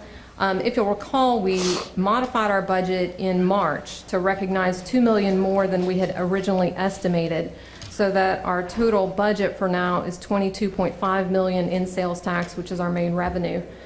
For the month of April, we were $354,210.38 above budget. This now brings us in those 3 months to, again, over $2 million above budget of that $22.5 million. So we're now looking at somewhere around $24.5 million in sales tax revenue, and we have 2 more months to go. The second, just general announcement, I know this was alluded to earlier, the budget work session is this Friday on June 11th. We're starting at 8:30 in the morning, and it's scheduled to last until about 3 or 3:30 that afternoon. We do go through every department's budget line by line. The council asks lots of good, informative questions. We have lots of discussion from the public as well. We are talking about capital projects and those investments that are being requested to be made in drainage, sewer, water, police, fire, all those things that your taxpayer money goes to. So I encourage you to come and enjoy the budget work session. Lacey, I'm sorry, as to that, can we put that on the website? Yes, we will do that. Thank you. We wanted to wait until this meeting so that it didn't get confused yet. Council reports.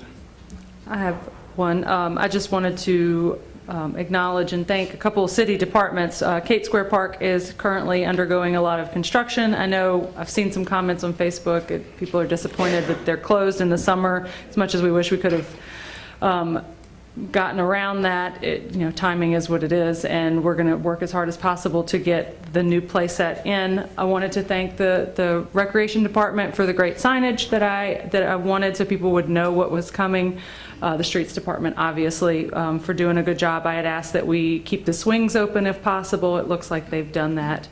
And obviously the Grants Department, who've worked so hard with that. So Lacey, please pass that on, and hopefully the play set will be here soon. Any other council reports? Yeah, thank you. We got a new guy that sees training to be a police, and for the first time, I saw him out on the basketball court playing with the kids. He a new cop, and I want to thank him for coming out there, and that's what I've been asking for from day one. Let the police be friendly in the community. So I want to give that to him. Another thing too, the police department, they done stepped up. They been in the park a little bit more now than they usually be. So I want to thank them for that.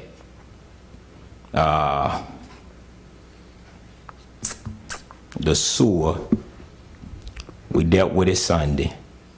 Every time it rained, they calling me, and they was talking about the canals, but I told them it's water everywhere. There's nothing, the city, the parish, can't nobody do nothing about the water that came down. But the sewer, I say that's something that we can do.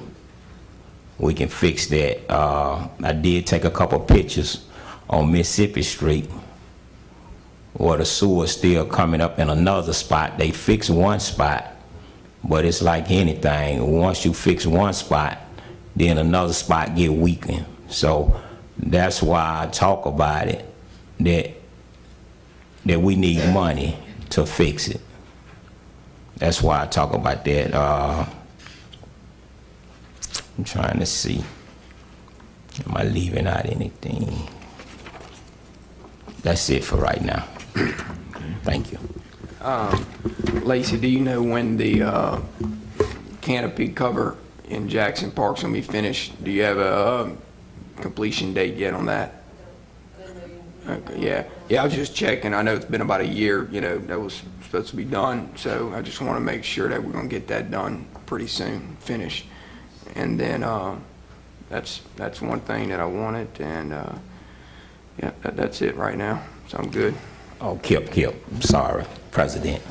One more thing. I don't even know who over the department now, but I'm gonna say Robert Morgan. We did get a speed bump. And that's the first speed bump they put in our area, in District 3. And I wanna thank the city, I guess the street department, for putting that street bump up, and it was well needed.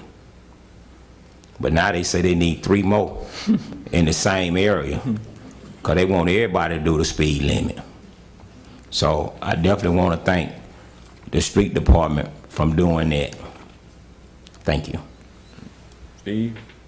I'm good, thank you. See.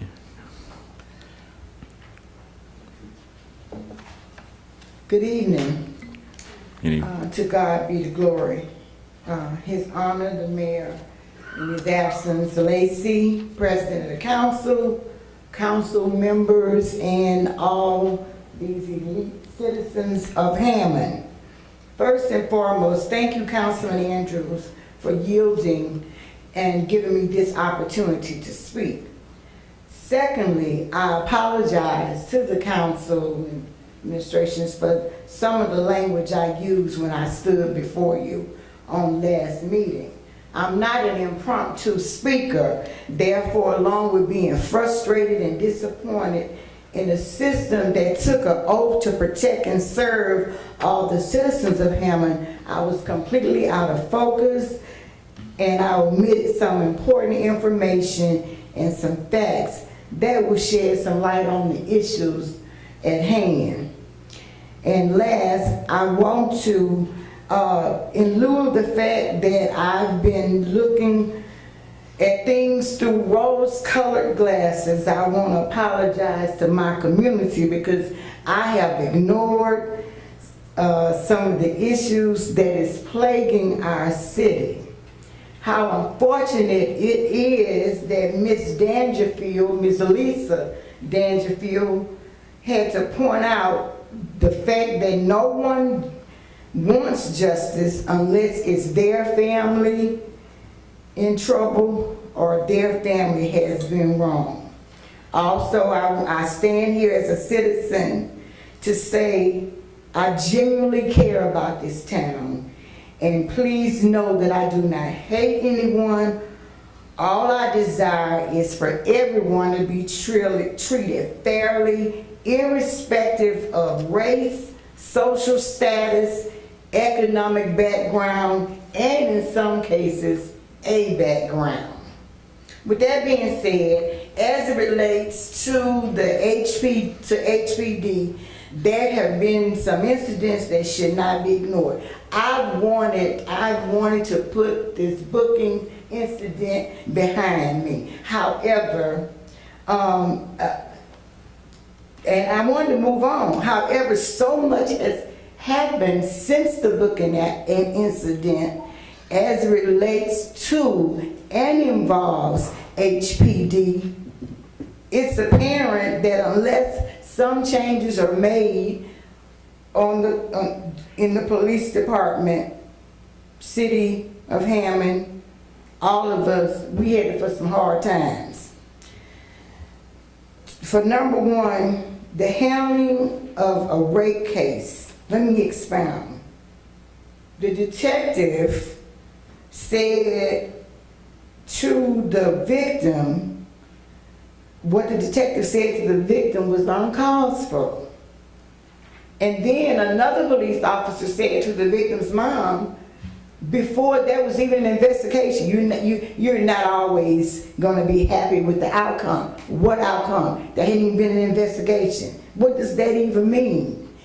Secondly, as a rape victim, in order to get therapy, and in this case, this young lady was much needed because she's already broken due to dysfunctional family issues. She'd been raped before that she didn't turn in, and then she'd been molested as a child. So she really needs therapy now. So in order to get that therapy that was much needed, she had to get a report from the police department. They did not want to cooperate with her. She was intimidated and frustrated each time she tried to communicate with the police department.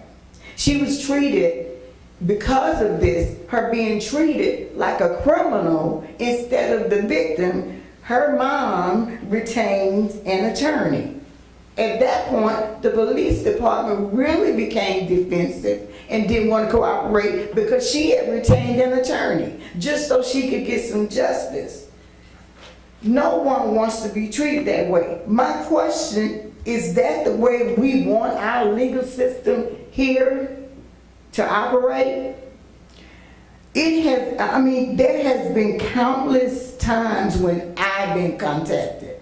And from what I can understand, councilmen have been contacted, Councilman District 1 and District 3 for sure, as to victims being treated like criminals by HPD, and then the criminals being treated like they're animals. And then at some points I've been called where the public or citizens wasn't even involved in the crime, and they were treated like criminals. They were busted into their home and made them hit the floor and everything, and knowing that they were not involved in it. Finally, I want to say that it is as if HPD has authority without compassion and empathy, and power without consideration to anyone's emotions, problems, or troubles except their own. Finally, although I've lived all over the United States, I've been black in this town 3 times. A black baby, a black child, and now I'm a black woman. Soon will be 63 years. Irrespective of my past experiences here, Hammond has always been a great place to live. And according to all of the development of homes and businesses, and even this project that we just heard about, it's gonna be an even greater place to live.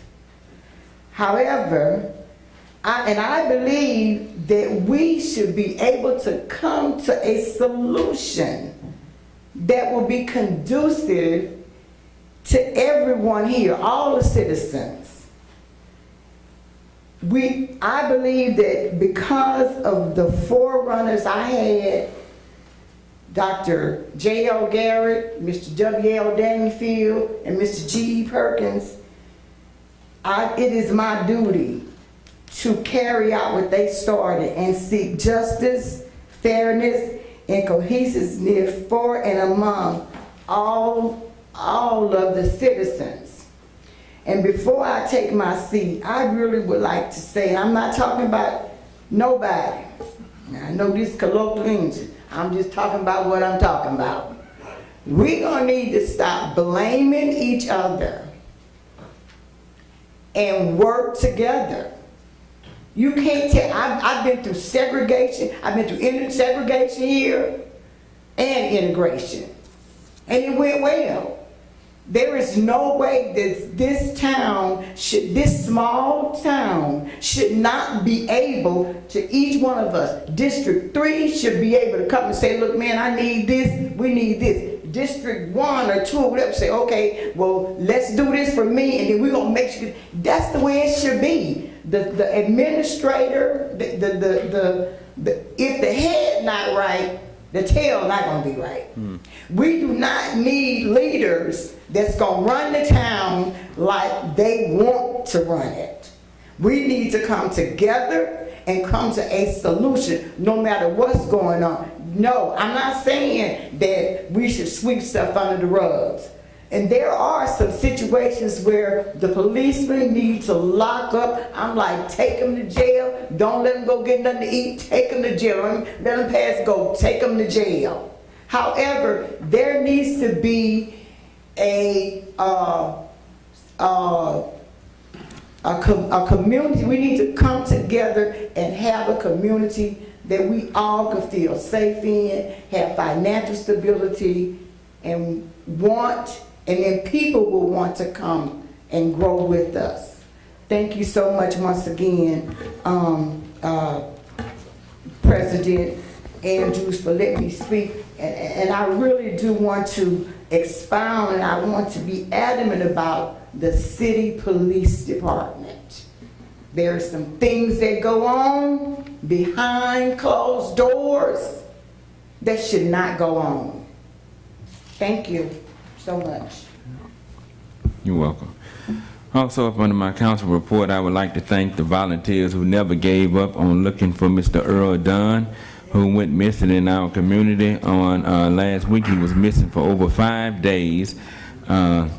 There was a Louisiana search and rescue team came out, Kristen, Annie, and Lisa, along with the volunteer dog handler, which was Zach, to the Tangipahoa Parish detectives who worked that from the start to the end, which was Sergeant McVeigh, Agent Goodwin, Lieutenant Wheeler, Detective Foster, Lieutenant Swable, Sergeant Webb, Detective Walker, Detective Dean, Detective McBrewer, Detective D'Amato, and Detective James McGovern. I'd like to acknowledge those guys and officers through the Tangipahoa Parish Sheriff Department who worked that to the end. And as I stated, they did find him and return him back home safely. I had 2 other questions on here, but I don't see Mr. Mitchell here, and I'll follow up with him as well. One thing, Lacey, 2 things. One, with the sidewalks that they just put in on Range Road, going up through Range Road, and then you get to one area, the grass is so high you can't see the sidewalk. So I've been receiving calls about getting that cut. And my other thing is, the last meeting we had, when I mentioned them working the project at Medline, I was told that they will not be working from 7P to 7A. Received a phone call last night. I rode out there myself at 8:42. They were still working. If there's a special permit or something that's been issued, I would like to see this permit personally. That way I can explain to the residents out there in the neighborhood what's going on. Also, I'm requesting that any educators that are listening up under my voice right now, that I would need some volunteers in the month of July for a small program that I want to run in the district, and I'll be providing more additional information in the weeks to come. So I'm looking for some educators to volunteer a little time to deposit back into our youth before they return back to their upcoming school year. However, I would like to expound upon one thing that Ms. Weary did say. No one is above the law, is in my concern. The law, we love it when it helps us, we hate it when it hurts us. And I take calls and concern from all the citizens in Hammond and District 1, and I set out to do my very best to say that I have a personal hidden agenda. It's certainly it's just not true. And since we've been up here in serving on this council, and my colleagues as well could attest to this as well, we received anonymous letters and different things about saying this and saying that. And I know sometimes people say things that are not true, and certain things are true. But to me, something is serious. There's a serious problem or something, and things that we need to look at and we need to address. And that falls back into this booking room incident. The same thing, there are some things that we need to look at and things that need to be addressed that can help us make our department a better department. And that's all that I've been stating from the very start with this whole thing. that I'm not upholding what the suspect did because I'm a former law enforcement officer. I grew up in law enforcement. And I think a person should be treated with the utmost respect and dignity if they done something wrong. You still want to be treated the right way. So in that being said, we just need to move forward, as everybody's been saying, to come together to try to make things better.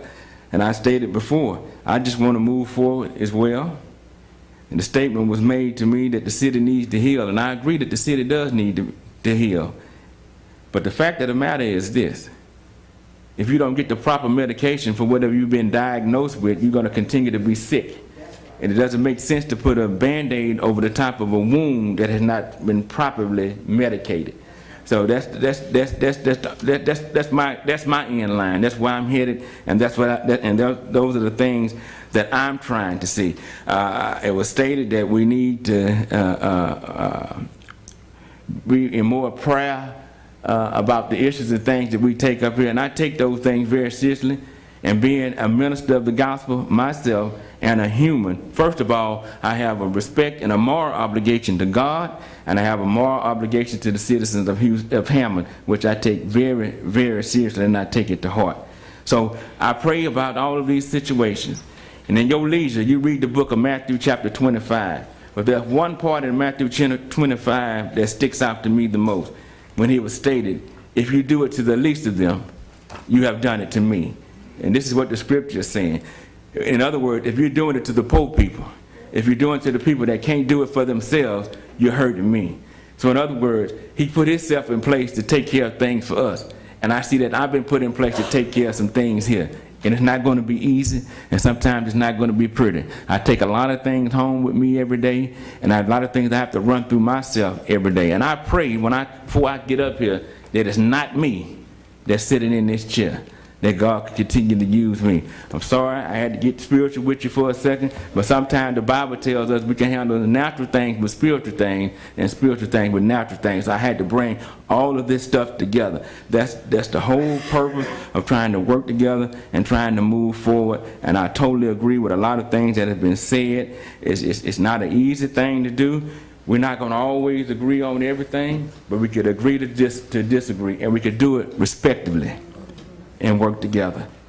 And I'll close with this. Dr. Martin Luther King Jr. said, the ultimate measure of a man is not where he stands in a moment of comfort and convenience, but where he stands at times of challenge and controversy. So a preacher once said in his sermon to me, and I stick with it, he said, the measure of a man is he's not measured from the neck down, he's measured from the head up. So I'm going to put my head and my heart into the things that need to be done. Anybody else have any other council reports? Okay. Next thing on the agenda, can I get a motion for our minutes for our May 25th, 2021 meeting, please? Make a motion to approve. Second. Councilwoman Gonzalez? Aye. Councilman Leon? Aye.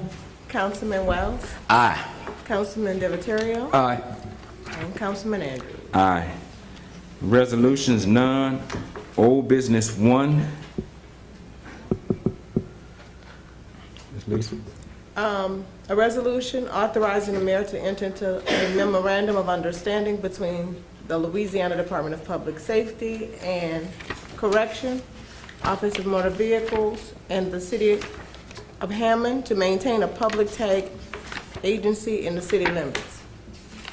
I know we've had lots of discussion already about this item, and we were able to answer the additional questions that remained from the council, but we'd like to ask for this to be tabled tonight. I know the main individual who runs the office cannot. She was trying very diligently to get back in town, and she could not make that. We also have someone else coming from the state Office of Motor Vehicles to help answer any outstanding questions that are there. If you have other questions, though, if you would please forward those in advance, we can again compile all that information. I think you have all the financial information and all of the leases and the contract information and the different questions that were asked. So we would just like to table this. Make a motion to table. Second. Councilwoman Gonzalez? Aye. Councilman Leon? Aye. Councilman Wells? Aye. Councilman DeVittorio? Aye. And Councilman Andrews. Aye. New business, resolution number 1. A resolution authorizing the mayor to enter into a cooperative endeavor agreement with the Hammond Downtown Development District for the construction of Railroad Park, contingent on the favorable adoption of an ordinance that authorizes the city's portion of the funding, $160,000. Lacey Landrum and Chelsea Tello Little. We're just bringing together the CEA. This is how, this would be the controlling document for the funding, should the funding be approved. And that's why both of these are contingent upon adoption of the ordinance for the funding. So if you approve these now, that doesn't mean they're fully executed. The ordinances that actually provide the funding mechanism would also have to be approved for these to go into effect. In the scope of the agreement, it does lay out the key portions. Chelsea has emphasized several times that the DD is paying for the majority of the funds. They are asking for the city to contribute in this agreement up to $160,000 total for the sidewalks and the reinforcement of the alleyway. And I want to state too that this is the document that allows the DDD to do this project on city property. So we're potentially renovating city property, and here, these are the terms of how we're giving it back to you, the use of the agreement, and all of those things. Anyone from the public? Anyone from YouTube? No, sir. Anyone from the council? Pleasure of the council. Yeah, Miss Chelsea, how you doing?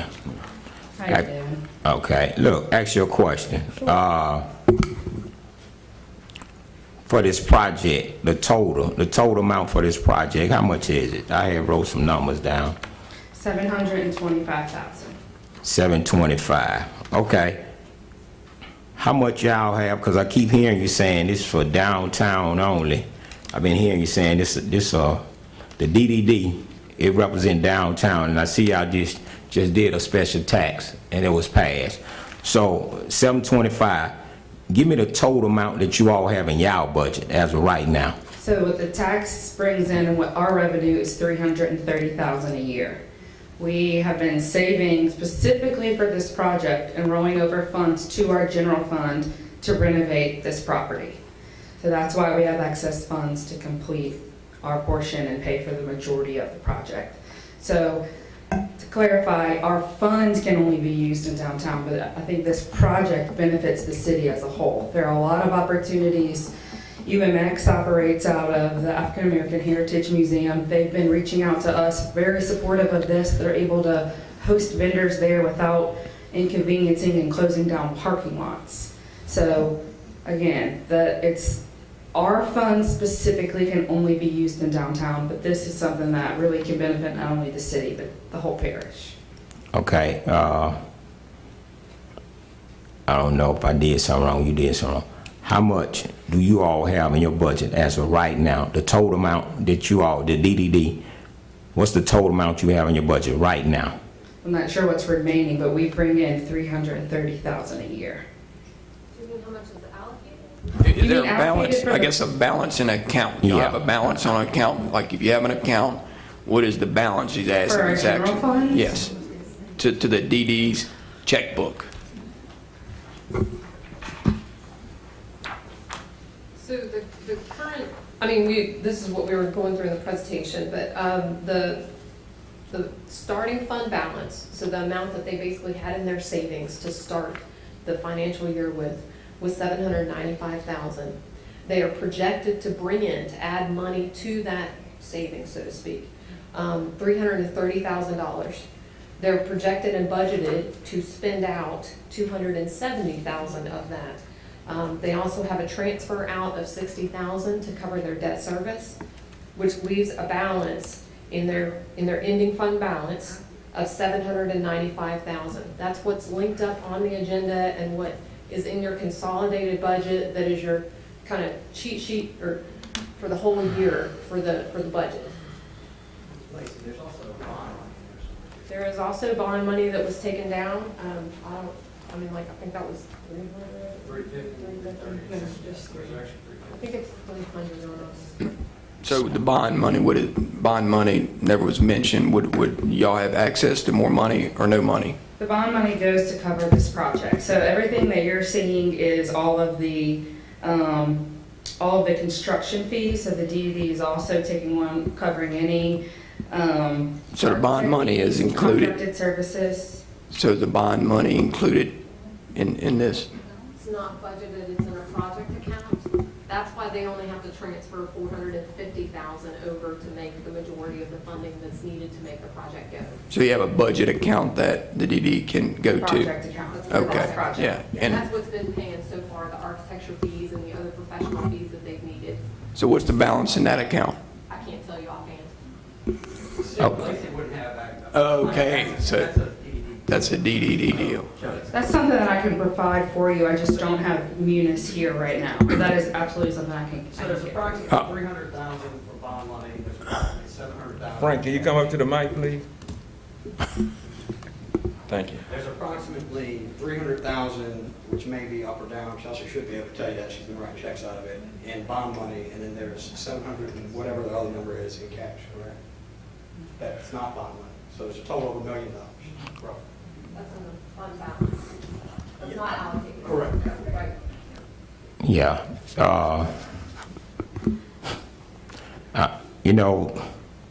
I guess it got more confusing now, because what I wrote down, I'm dealing with $1,050,000. That's what I done wrote down. But you come ask for something, and you don't even come with all your where you got money at. We call it hidden money. Where you got money hidden at. I'm just gonna say it like that. So here you got the money already, but you asking for the city to give you 160 for one project and 100 for another project, so that's 260 altogether. And I'm just saying this here because we need to know as a councilman, because this is what's going on. Come Friday, you got nonprofits gonna come before us asking for money. And in the process of asking for money, this is what they ask for. The city asks for, you give us everything you have in your account, everywhere you got grants. This is what they ask for. So when they come up here with all the information, that's all I ask from you all. Just come up with all the information, because don't have nothing where it's in the dark and then I find out later what's going on and it still took place. Because just like those nonprofits coming before us Friday and we voting on that, we need to be able to do the same for you. We want, I tell everybody, biggest day, just be straight and tell the truth, and we won't have no problems, And so I asked, how much, because that's what I wanted to know, what was going on. How much did you all really have, and what you're working with, and what you're asking the city for. So actually, you really don't need the city money, but you appreciate if the city give it to you. So, no. I would say that our fund balance that we have, it does not roll over into our next year's budget. Our fund balance, we save like a savings account. Every time there is a project that comes up in DDD specifically, we allocate funds for those projects. So, new sidewalks, any kind of street improvements. The Kate Street widening that was done years ago, that was partially paid for by the DDD. So, if the city can help fund this, then we have more funds in our fund balance to do sidewalks and other things in our district that are in our master plan.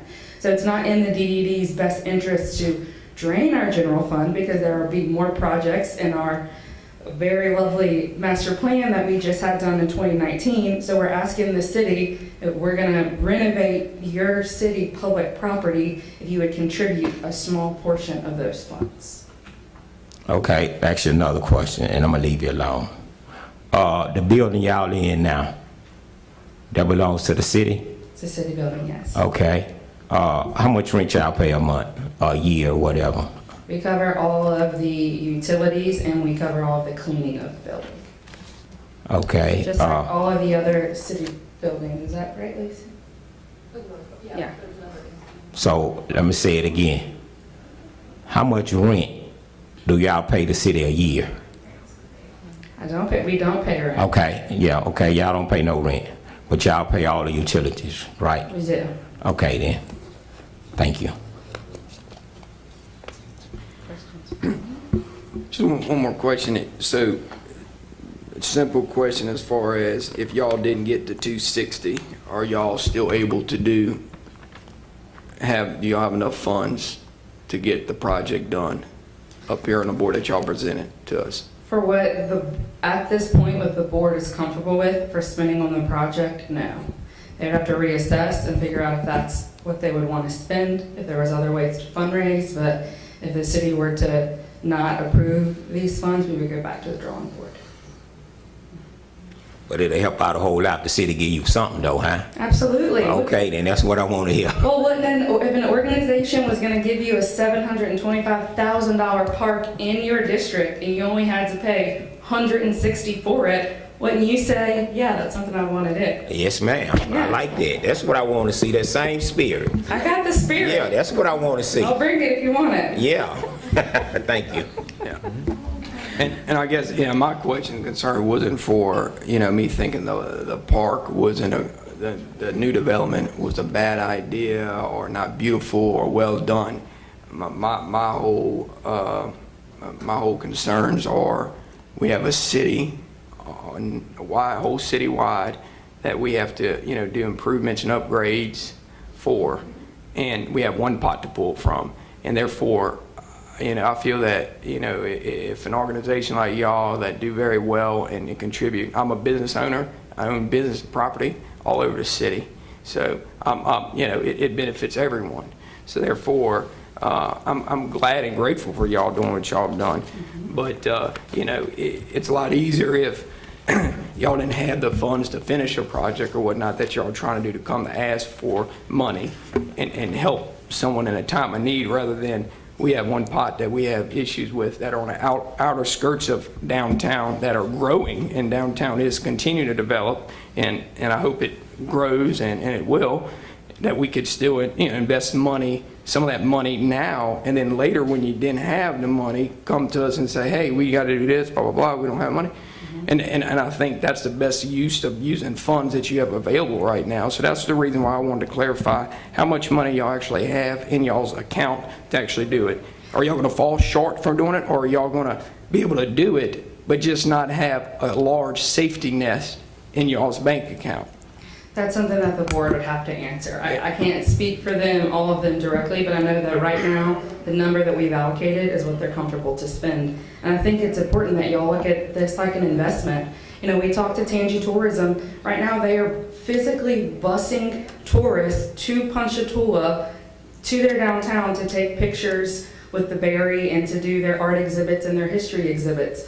Hammond does not have that. So the tax dollars that will be generated from busing tours to Hammond in those restaurants, that's something that y'all should consider, and something that is a benefit for this park for y'all. I don't think that it's personally not being considered. I think part of the argument here, well, let me use another word, part of the discussion here, I'm not going to say argument, is that some want to see the same energy put into certain things that are lacking inside of some districts, and that let's bring the monkey out the bag. Basically, that's what some of us being stated, that there are certain things that go that's lacking, that go undone in some of the districts that we have concerns about, that have been voiced about, and nothing has been done. And you are like one of the ladies got up and spoke and stated that we represent district, but we represent the whole city. And that would be nice to, part of my district is in downtown. So that'll be lovely. That'll be something that's great and needed. And, but I think they want to see that same energy put when they come up with projects and stuff that they need, that is addressed. Yeah. Well, I can't speak for all the other districts, but if you want me to, John Daniel volunteered to clean out your ditch, so I can't give a lot of time to that, but, I don't know how I can help with other districts, but I understand your concern. No, Chelsea, that was good, you know. Thank you to Mr. John for volunteer to clean the ditch. I'm asking you a It's on question. public record, John Daniel. Ask you a question, because this has been coming to me. I heard you say, what, UMX? And Tangipahoa Parish African American Center, Heritage Center. I heard you say they got interest in it too? Absolutely. Okay, good. How many of them sit on the board? Our board needs to be redone. The only property owners by largest assessed businesses in the district can sit on the board. But Brandy is has interest in our upcoming Economic Development Committee. She's met with me several times. They've moved UMX events to downtown.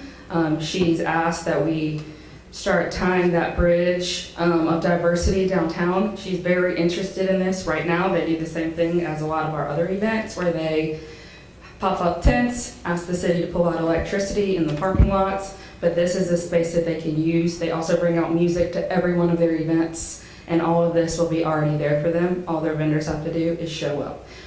Me and Brandy are on texting terms. I text her all the time. They're very interested in downtown. We're working on a program with them to funnel more Black-owned micro businesses through downtown.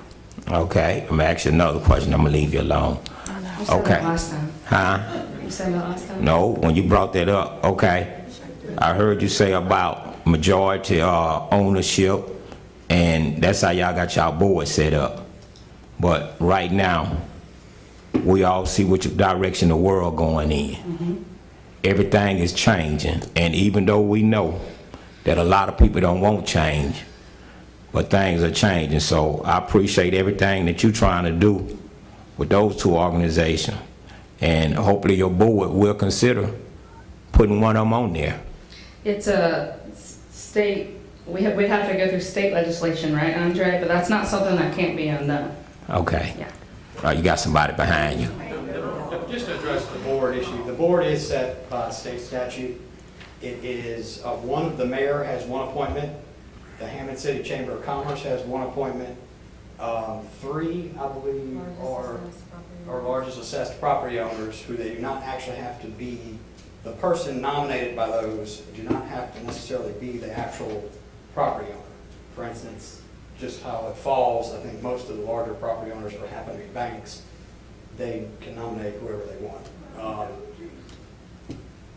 You're all right. And then there's the east of the railroad track is considered the dividing line.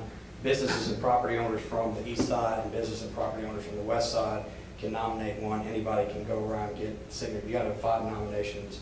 Can go around and get signatures and get on it. And generally speaking, we have. It's been probably a little while since we've actually had more than the absolute minimal nominations to be submitted to for consideration. And we do have to get council. The board members have to be approved by the council. Oh, okay. So when the next board member gonna come up so I know what to do? There will be, it's a 2-year term, and the terms run calendar years. So at it'll probably be December of this year, there'll be 3 or 4 terms run off. I will actually be up for, my term will be expiring, so you can take me off of it if you want. Oh, okay then. Well, thank you, Mr. Frank, and thank you, Ms. Chelsea. I see you answer questions better when you're sitting down, huh, than when you're standing up. Thank you. Pleasure of the council. I make a motion to approve. Second.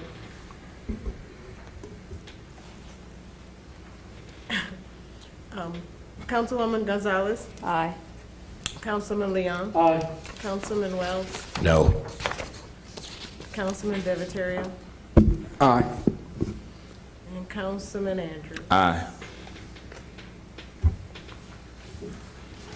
Resolution number 2. A A resolution authorizing the mayor to enter into a cooperative endeavor agreement with the Hammond Downtown Development District for the DDD building renovation to add public restrooms contingent on the favorable adoption of an ordinance that authorizes the city's portion of the funding, $100,000, Lacey Landrum and Chelsea Teller. Very similar to the last ordinance, the last resolution, I'm sorry. This is just to enter into the agreement with the DDD for the purpose of this renovation project.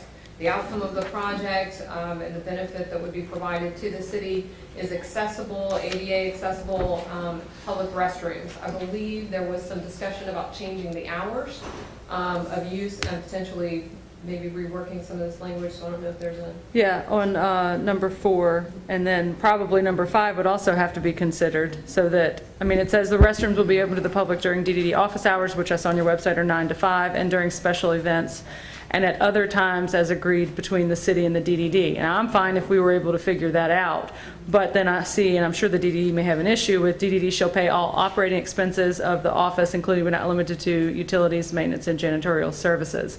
So maybe we need to work on that so that it's clear that this can be open, what were park hours, which are dusk to dawn, or no? Yeah, we could add it. Dawn to dusk. We could add it to the park rotation, that's an option.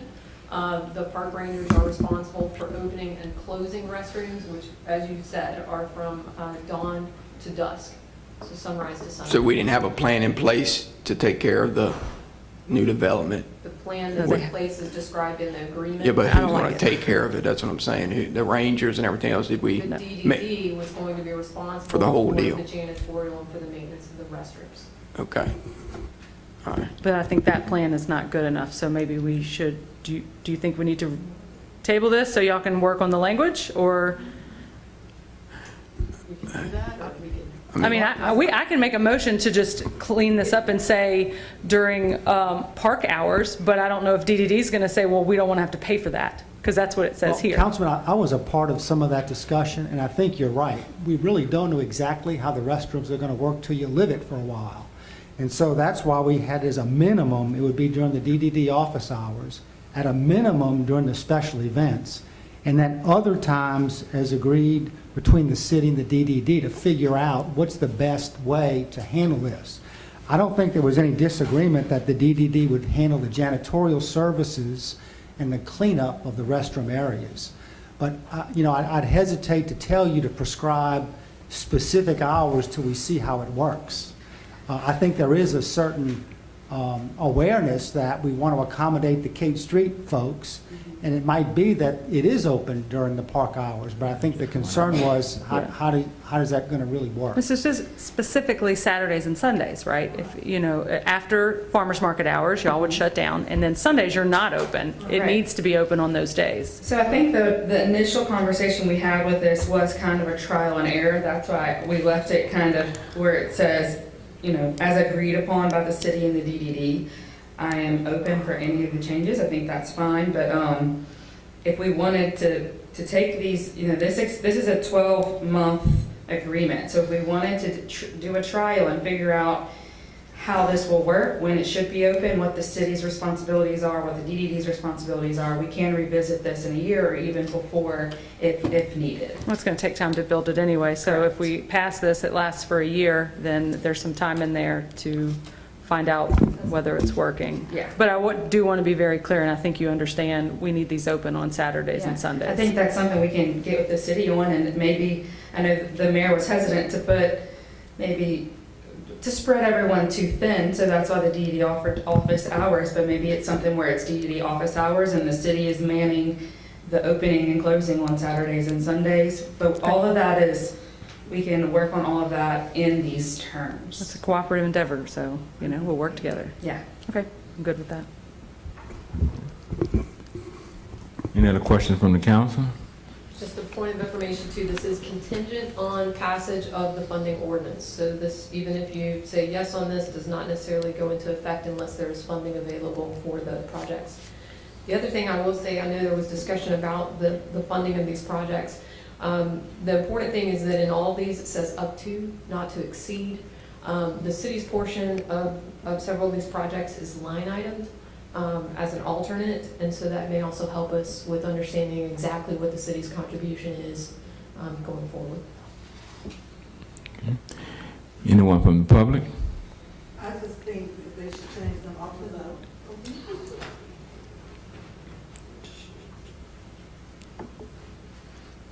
Zena Renee Washington, 100 Snowcross Street.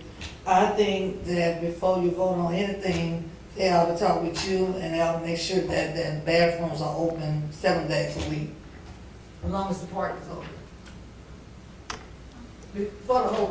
They shouldn't do no trial. It should start off like that when they do it. Hello, Tracy Wells, 610 Mooney Avenue, Hammond. So just one question about the scope of agreement. The city shall maintain liability, property, and casualty insurance on the DD office. So the DD is responsible for maintaining the liability insurance for the railroad park itself? So this is just a scope of agreement for. But that's just a general question. So you guys will be responsible for the insurance of the liability for, who's responsible for maintaining the insurance for the railroad park itself? Because I heard a lot of people talk about safety issues, right, with the railroad. So who will be responsible for maintaining that? It's the same, city property. It's going to be the city. It's a Yeah. city property, so it'll be Correct. under the city's insurance. There's no specific obligation of the DDD to cover that. Correct. Correct.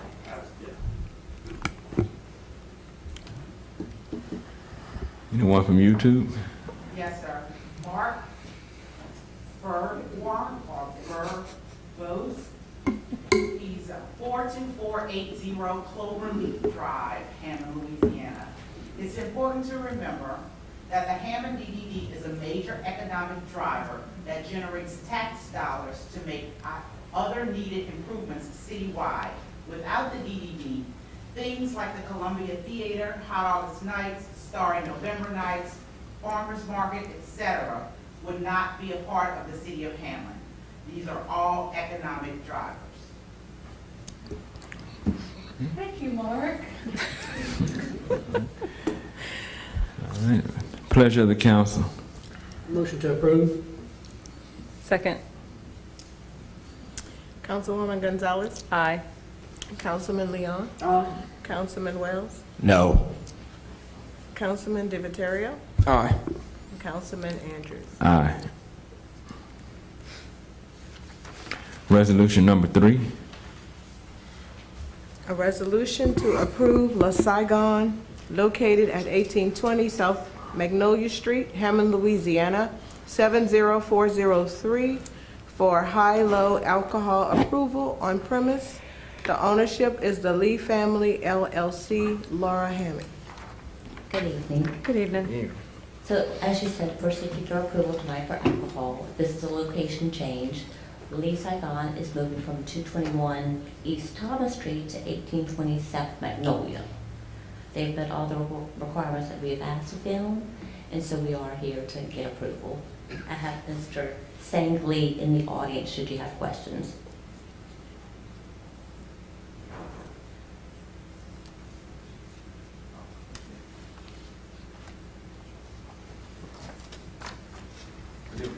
Good evening.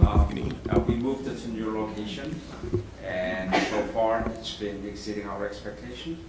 And we believe serving alcohol will make the dining experience more complete, at least to some of our customers. So here asking for your approval. Thank you. Dr. Lee, I had the pleasure of eating there on Saturday with my husband, and it was wonderful. And so I think you'll do well there, and good luck. Thank you. All right. Make a motion to approve. Second. Councilwoman Gonzalez, Aye. Councilman Leon, Councilman Wells, Aye. Councilman DiViterio, Aye. and Councilman Andrews. He just stepped out. Number 4, a resolution to approve Walk-Ons Sports Bistro, located at 305 C.M. Fagan Drive, Hammond, Louisiana, 70403, for high-low alcohol approval on premise. The ownership is DBMC Restaurants of Hammond, Louisiana, LLC. Laura Hammond. Again, we're seeking approval. This is a new restaurant building off of Bacon Drive. They have met all the requirements for the alcohol permit. They're trying to get ahead of the game with us in the state. They have a target open date of 7/1/2021. So they have met all the requirements for alcohol. The occupational license will follow once the building is complete. So we are asking for your approval contingent on receiving the occupational license packet once the building is complete. Yeah, the owner's here? I have Jason Gisclair here in the audience. Okay, he can come up. Good evening, Council. Good evening. Jason Gisclair, 16851 Jefferson Highway, Baton Rouge, Louisiana. First and foremost, thank you guys for having us here today. We're super excited about coming to Hammond. This will be our 11th walk-ons as a franchise owner in 5 different states. We just opened our last one in Tuscaloosa, Alabama last week, and we couldn't be more excited to open Hammond, Louisiana. You're a great addition. Thank you. All right, Mr. Jason, you know what district you're in, huh? Yes, sir. Okay. No, I just want to say congratulations, and I done heard a lot of good things about Walk On. Well, we appreciate it. So thank you for coming to Hammond. Thank you. Anyone else from the public? Anyone from YouTube? Yes, sir. Pleasure of the council. Motion to approve. Second. Councilwoman Gonzalez. Aye. Councilman Leon. Aye. Councilman Wells. Aye. Councilman Diviterio. Aye. Councilman Andrews. Aye. Thank you very much. Congratulations. Resolution number 5. Resolution number 5, a resolution to investigate the December 6, 2017 booking room incident pursuant to Hammond Charter, Section 2-06. Councilwoman Gonzalez. Yes. I put this item on the agenda specifically in response to the recent filing of the restraining order against the council, of which there's a hearing set for June 28th. In that restraining order, it's been alleged that the council, the subpoenas that were issued were not done pursuant to the charter, which allows for subpoenas. And there's a question, basically, of whether or not we passed a charter investigation.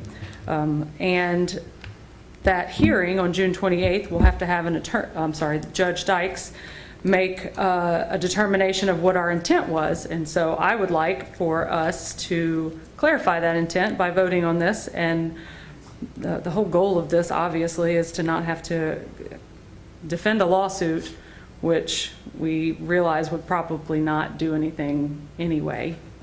As we've been told that if these officers are required to testify, they could still not say anything. And the whole point of all this is, and we'll get to in my second one, is to get a report and get it done and move on. And so I think if we vote this, we can clarify what our intent was and not have to have a hearing in district court where Judge Dykes will have to tell us what we meant.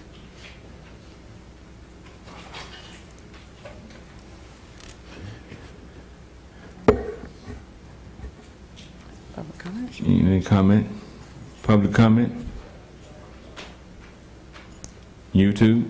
I'll make a Anyone? motion to, oh, sorry, go ahead. Anyone from the council? I'm waiting. I'm going to hold my eyes.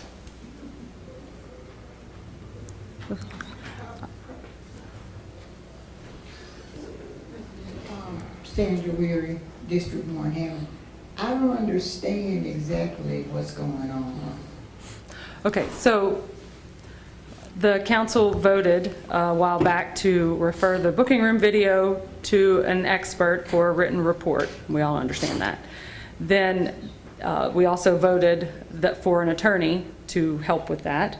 Then the attorney wanted to take the statements of some police officers who refused, and then subpoenas were issued to force them to appear, and they filed a restraining order against the council so that they wouldn't have to appear and have their depositions taken. That lawsuit is pending in the NA meet, and there's a hearing set for June 28th.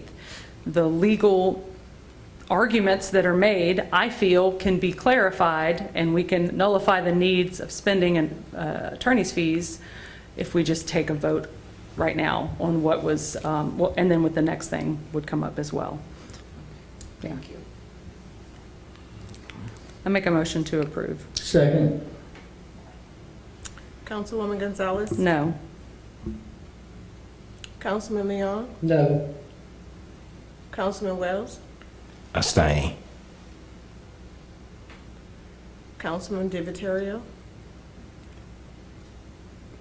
Abstain. And Councilman Andrews? Aye.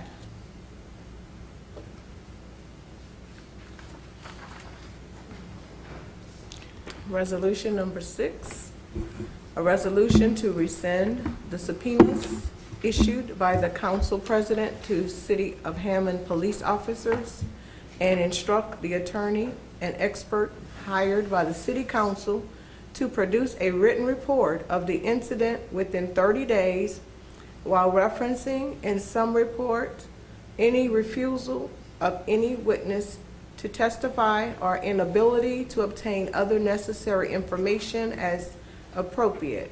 Councilwoman Gonzalez? Yes.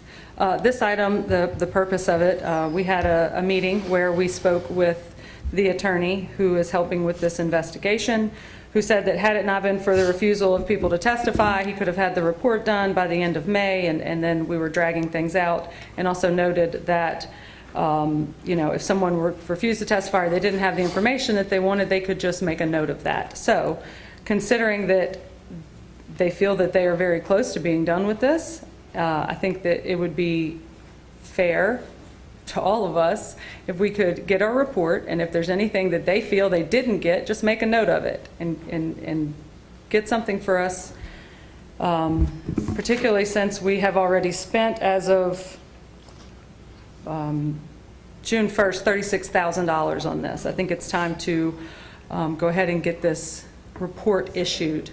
And experts and people do it all the time. If they don't have the information that they need to make a determination, they give you what they have and they make a note of what they're missing. And I think that's sufficient. Particularly since if these officers don't choose to testify, be deposed, and we can't force them, then we're just pushing this off for another month and creating more legal expenses for something that we can't force them to do anyway. So let's just get the report done. Anyone else from the public? Anyone from YouTube? No, sir. Anyone from the council? Yeah. Now it's my time.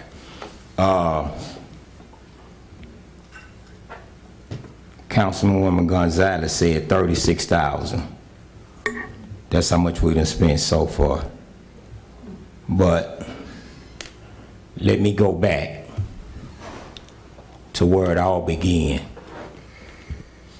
When the mayor presented the chief to us, the chief that we have now, I voted for the chief. I pushed for the chief. I worked to get the chief in there. I asked the chief, that video, a 20-second clip video, was circulating. Be exact, it was in my mailbox. And I still didn't look at it. I told my wife I wasn't gonna open it up because I don't want to know. So somebody brought it to me where I can see what was going on. And I asked the chief, why don't you present it to the city councilman? Let the city councilman see it was under investigation. And all this, no money, wouldn't have been spent if the whole, I think a 13-minute video, if the whole video or whatever, they could have took clips out of whatever they needed to do. If the video would have been showed for all the city councilmen, we could have made a better decision on voting. So you can sit here and point fingers And I don't like to talk about nobody when they not around, but somehow the mayor ended up on vacation. So I'm gonna have to talk about it. This could have been prevented if the mayor would have sat there and presented to us and showed us what was going on. The man came to the special meeting. Sullivan? Mr. Sullivan, he came to the special meeting and he said, Andre, the mayor, and Lacey was all aware of the video, but it was hid. The video was hid from the city councilman. So we talk about money being spent all the time, but ain't nobody saying nothing. So this here, I agree with everybody. It need to come to an end. Yeah, you're opening up old wounds, but guess what? It wasn't healed properly. So if you heal a wound properly, it'll stay closed. So we do have an issue. And they call me all the time. They ask me questions. Ms. Weary just said, we got issues. We're gonna continue to have issues until we come up with a solution that all of us, we're not gonna agree on everything, but we can all work and move on. And that's what all of us want, you know. But if you keep hiding, and keep covering your hand, well, eventually something gonna come out. My wife said it best. When you pull a thread, what gonna happen? Something gonna come unravel. So what we hiding, what we trying to do, let's just do what's right. And all the citizens can rest at night. Not just one group, the rich group, the other group, the other group. Let's have it safe where everybody can rest. That's all I'm asking for. Thank you. And another thing is, everybody's talking about wasting money, but the investigator, the attorney asked everyone in the booking room to come in and answer questions and set up interviews. And they refused, and they could have been present with an attorney or wherever they wanted to be, and they refused to come. So that was why the subpoena was issued. And the president of the council has that authority to issue subpoenas per charter. So we wouldn't have had to spend any money, and it could have been done, almost done by now, if there was cooperation and transparency, like was said by the administration and everyone else when this first came up last year. And some reason it changed now, and now that's where we are right now today.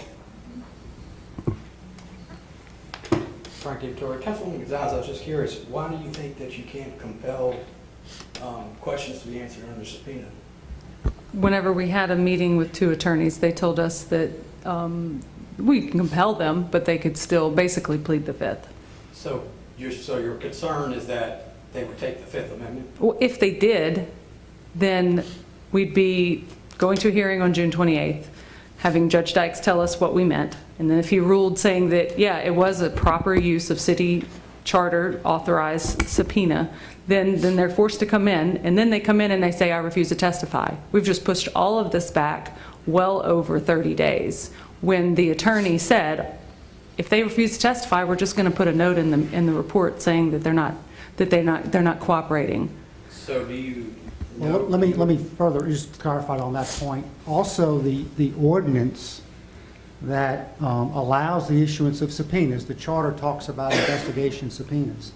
The ordinance that addresses the subpoena says any person, if there's an investigation under the charter, any person summoned as a witness who refuses to answer any question put to him, except such as might lead him to accuse himself of some crime, and/or who fails to produce documents, shall be guilty of contemptuous behavior. So the ordinance itself that authorizes the issuance of subpoenas does carve out that a witness can't be compelled to testify to matters that might accuse himself of some crime. Yes, Fifth Amendment self-incrimination. Correct. So you have to be concerned. It's not a blanket refusal to compel testimony. Correct. It's the refusal to commit to testify against themselves for the alleged commission of a crime. Incriminating evidence. Right. They can be asked about each other. They can be asked about statements each they make to each other. Correct? Right. There has to be some, it's not a, they can't just say, oh no, I'm not talking to you. It's a very specific Fifth Amendment right, which is to, against your own self-incrimination.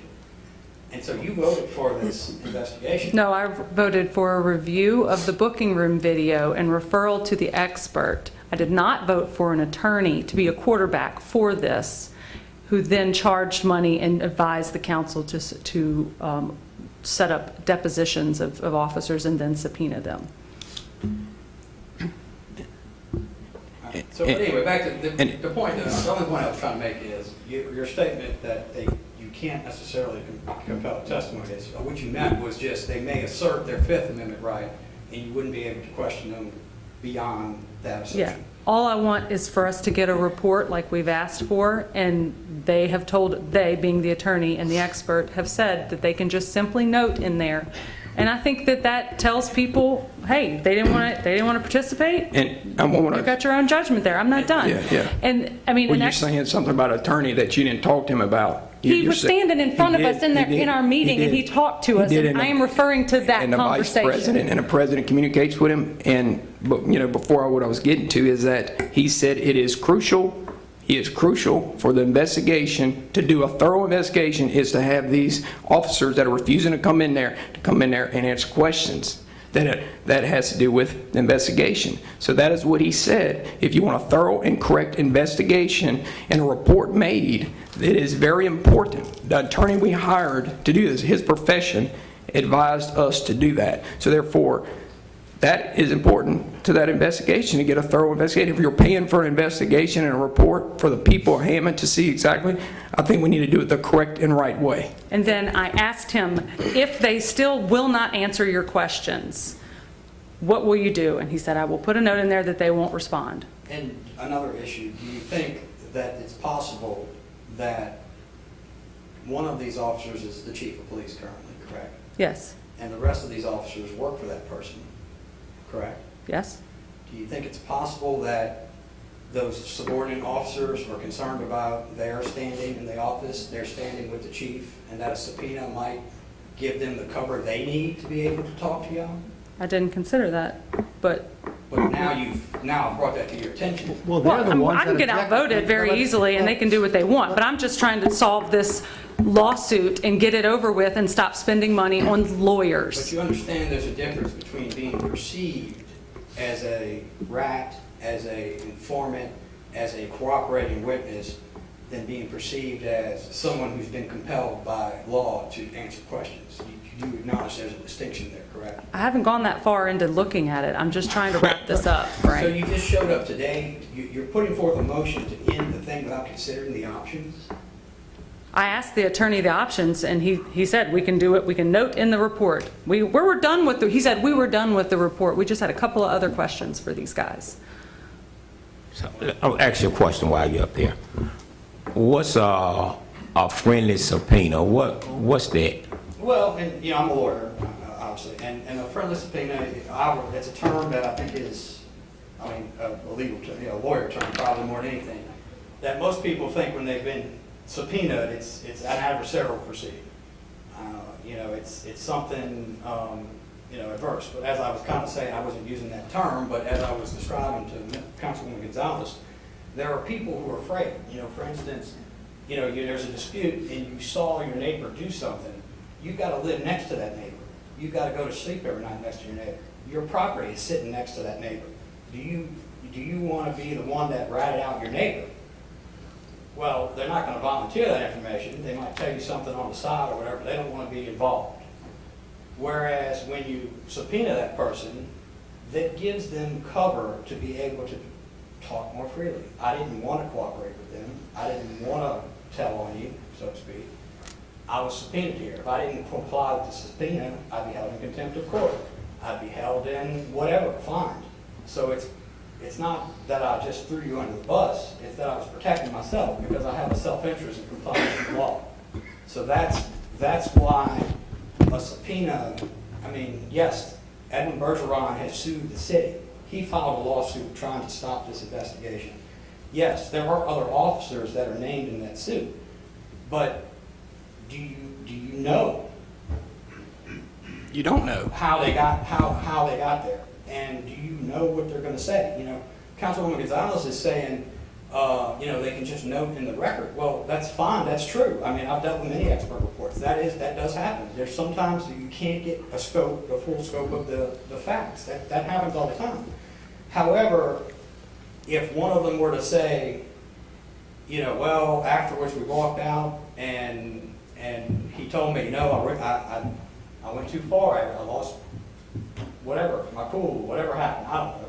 I'm just, you know, I think that might be relevant to y'all's investigation. It might certainly make it better.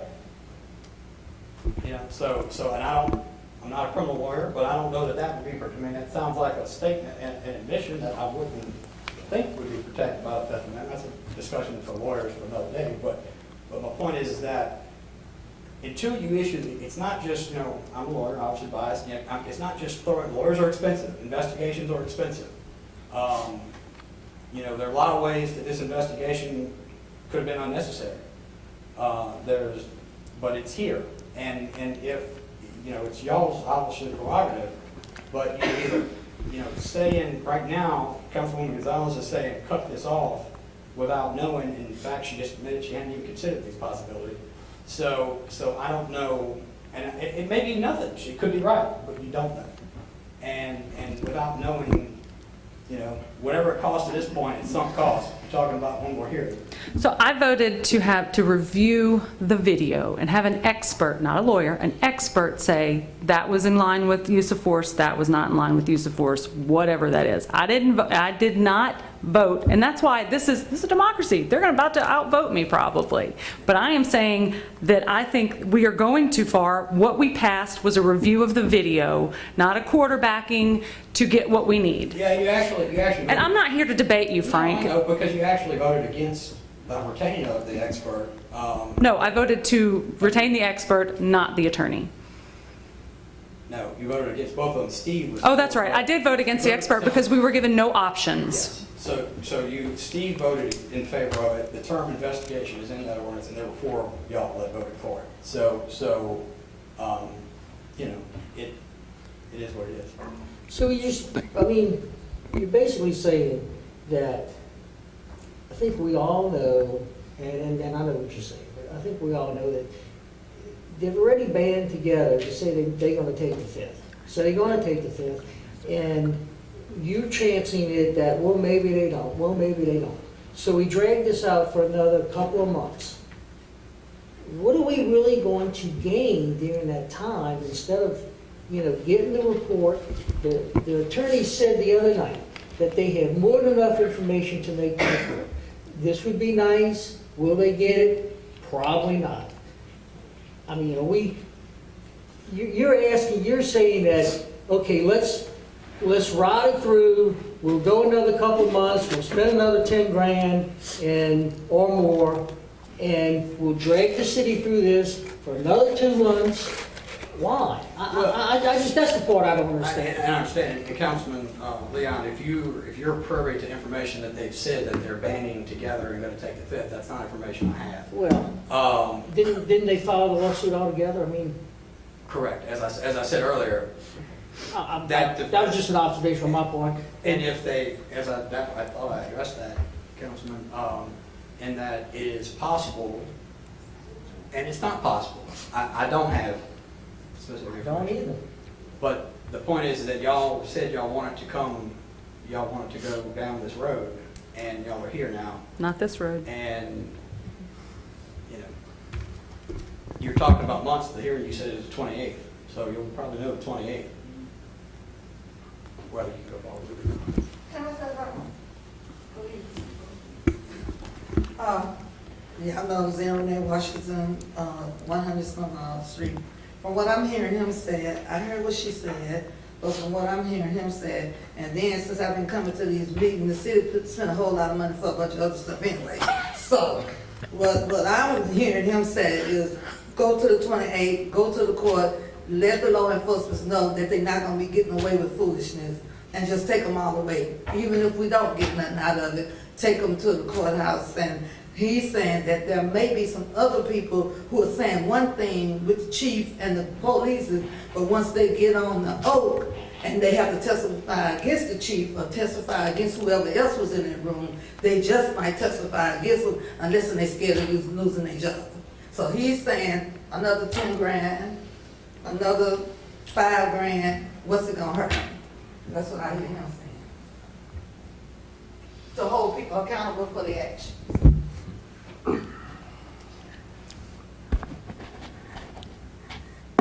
Go ahead. Deborah McQueen, 1002 Magazine Street. Her question is, has the chief ever addressed this issue publicly? And if so, what did he say? No, I can answer. He never addressed it.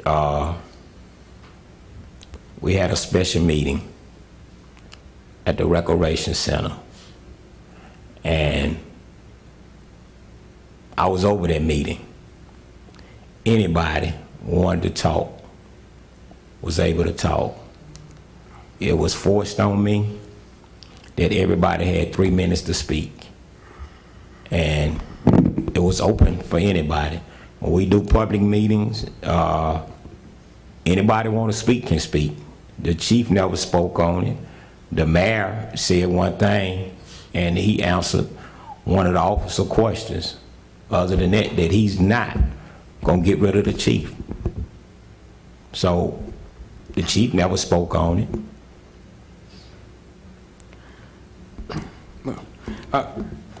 Anybody else got anything else to say? Yes. Carolyn Harrell, 2208 Sherry Drive. Why does my district number 4 councilman continue to call this an investigation? And why is his brother standing there continuously calling this an investigation?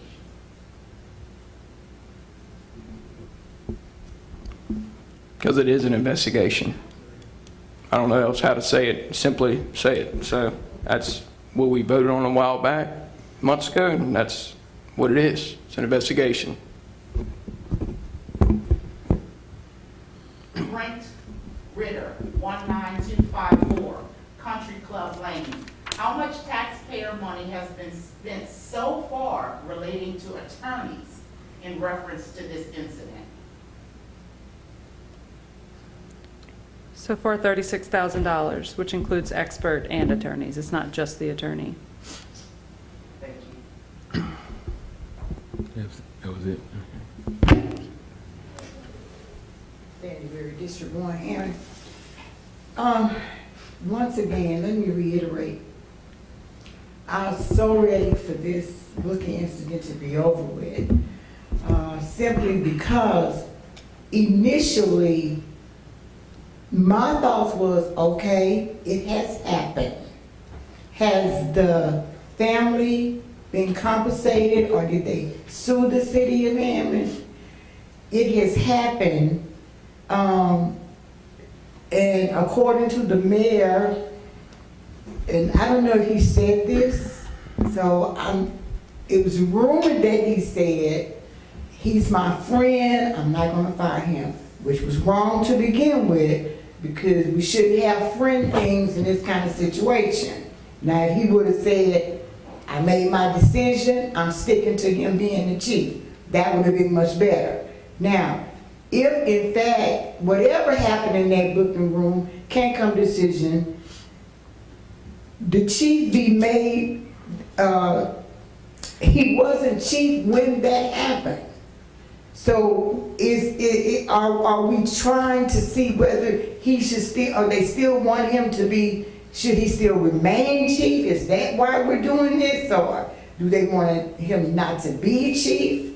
Do we want him not to be chief? Or is that why they keep on doing this, still hanging on to the booking investigation? Or is the family suing and they need to investigate it so that they'll know whether they're going to pay the family or not? Because I'm not, why are we still with it? If anything, Chief Bergeron, if he's gonna still remain chief, he should be made to, we get away from this.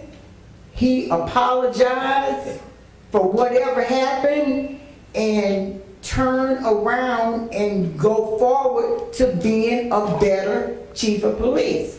Because the reason why I had said move forward with it, because that was my thoughts exactly. Okay, that happened when he wasn't chief. It has happened already. It's years ago. Let's move forward. However, since I've seen so many incidents in which the chief has really been, I just have to say it, a horrible chief. The way some things has happened, I just don't, I call them the Keystone cops. Where they just get in the car and get out, like in the circus ring.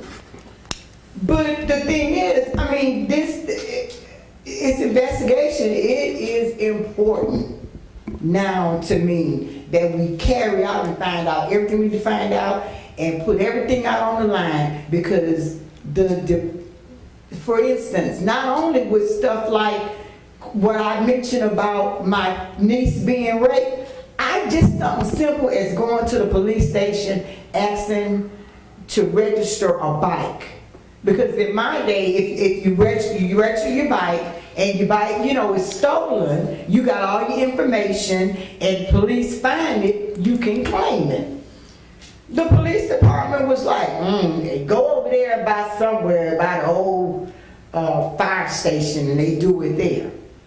So I got over there, and I went over there twice, and the doors was like, I couldn't get in. So I came to the mayor's office. Lacey wasn't there, and I must say that anything I ever need information, Lacey's always forthcoming. I came by the mayor's office, and the mayor's receptionist, I asked her, I don't know where they do it. Even the mayor walked in and said, well, I don't know where it's at. I'm going, what kind of police department we running here? If they can't even tell me where to register a bike at, if they don't even care enough to have a citizen, a little child, and I spent my tithes money on their bike. Somebody promised the child they was gonna get it, and you don't promise stuff to the child and don't do it. So I went and got it, so if you don't even care whether a bike is registered, that's not good. That's not taking care of all your citizens. So whatever goes on with this, whether more money have to be spent, or whatever the case may be, drag this thing out until a conclusion is come to, so we can straighten this department out. I love Pete Pinto. I love Ed Bergeron, because he was good to my son. He gave my son a bunch of chances. Now I wish he hadn't, but he did. But at the same time, you can't just be good and a good cop, a good policeman sometimes. 99% of the time, you have to be on top of it. Not play favorites, you have to be fair, and everything has to be out. You can't hide stuff. So, that's my take. I'll make a motion to deny. Or you got another question? Okay, all right, let's go. Carolyn Morrell, Okay. 2208 Cherry Drive. An expert opinion was voted on and approved, not an investigation. Two different legal processes. If I'm wrong, can my councilman provide me with the minutes of the meeting in which an investigation was authorized? I have the minutes from the expert opinion authorization, but not from an investigation. She can ask the administration for that. All right. Pleasure. There's a motion on the table. Motion deny. I make a motion to deny the resolution. Second. Councilwoman Gonzalez? No. Councilman Leon? No. Councilman Wells? Yes. Councilman DiViterio? Yes. And Councilman Andrews? Aye. Y'all are quick to make motions sometimes. Quit. You must have been sleeping. No, I'm usually the one making all Just the want to make sure. motions. Yeah. Okay, yeah. All right, resolution number 7. Be it resolved that the council president, Kip Andrews, is authorized to enter into the attached proposed engagement with the DHCA law firm, or Bauer, Herbert, Caruso, and Angeli LLC for the issue of defending against a lawsuit filed against the city by Edwin Bergeron, ETAL, seeking to avoid cooperating with the investigation and answering questions from the independent use of force expert into their use of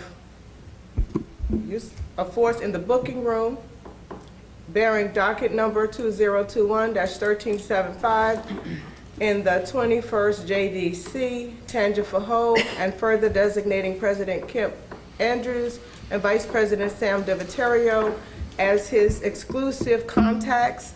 I have an addition to this resolution. I ask permission from the president to read it.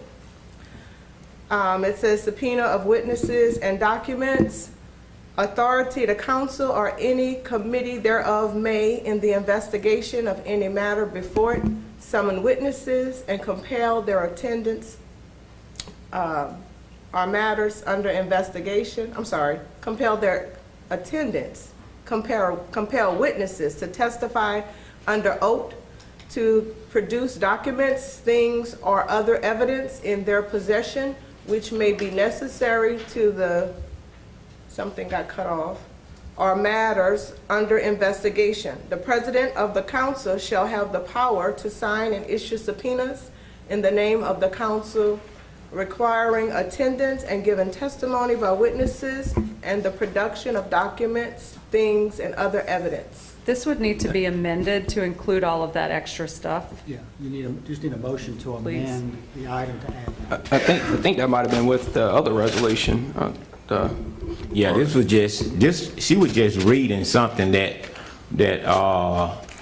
was a part of it, just showing what Kip had, well, the president had authority, that's all it was, Yeah, so. it really just tracks the language of that ordinance about Yeah. the authority to issue subpoenas. So for the benefit of those that couldn't keep up, it really is just, if it's amended, it just adds the authority under 2.23 of the ordinance. So, Okay. So if you want that language added to this resolution, just make a motion to add it. So wait, I'm Vote sorry, on- to designating Kip and Sam as contacts and giving them authority, provide what the charter says. Is that what, I don't know what all that That- I language is. think No one was gave me a the- copy of it, so I don't know what it says. What Lisa read was the first paragraph of 2-23. I don't think there's any reason to do an amendment, I don't think, for this. I think that was just for number 6. I think it might have been misread. Like, I think that was information regarding the charter with the subpoena power from, is that? It's okay with me. Yeah, but I don't think there's, I think I was just reading it. I don't think there's an amendment needing to add that to it. It's up to the council. Yeah, it was just read for the public to know, because see, it's a misunderstanding of what's going on, and that's why I just asked for it to be read where everybody can hear it, that's all it was. You're gonna have to give me a minute. And so the what Miss Lisa just read, that was we're to hire the attorney. When I talked with Michael Adams, the attorney representing the case, he recommended this law firm to defend the case against the city. People may think about you could use Andre, but it's a conflict of interest. He advises, the police department, weekly, daily on different issues. So for not being a conflict, an outside legal team was recommended, and that's pretty much where this attorney law firm has came into play. Can you explain why Andre is a conflict, other than that he Well, he's represents the city on behalf of the attorneys. And then, I guess maybe that's a better question for Andre. Do you see that there's a conflict of interest? No. Okay. Well, So never mind, that was a question for Andre. okay, good. Yeah. Glad. So, Being that he's an attorney versed on conflicts. Yeah. well, you're an attorney already. You probably should have already known. Why No, are I you knew it's asking? not, I know it's not a conflict, yeah. We're gonna move on. Yes, sir. Shauna Seals, 610 South Range. If the chief is in the room, can we please have him shed some light on the investigations that have already been done, the civil service parameters, et cetera?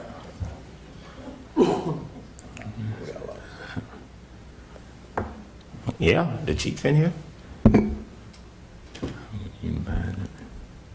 So she want him to come? If the chief is in the room, Yeah. is it possible that he can address the audience?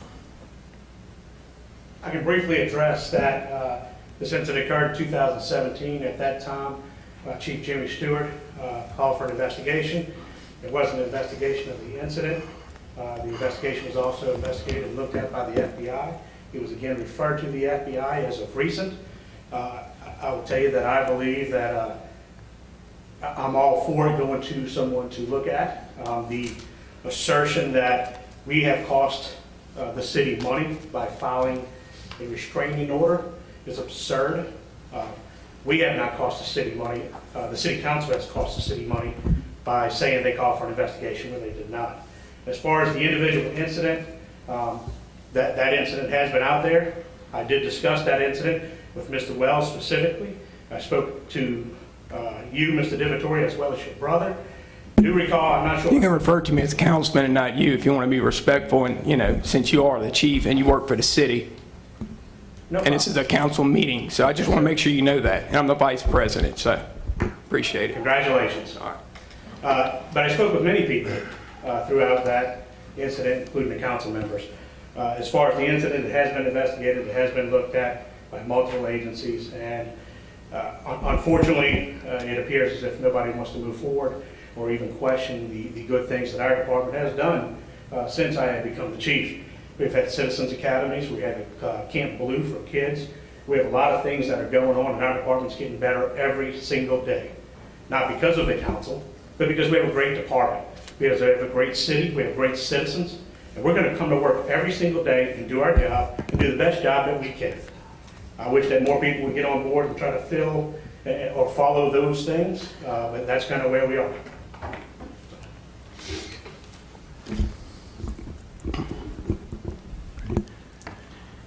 Anyone else from the public? Anyone else from the council? Pleasure of the council. I make a motion Second.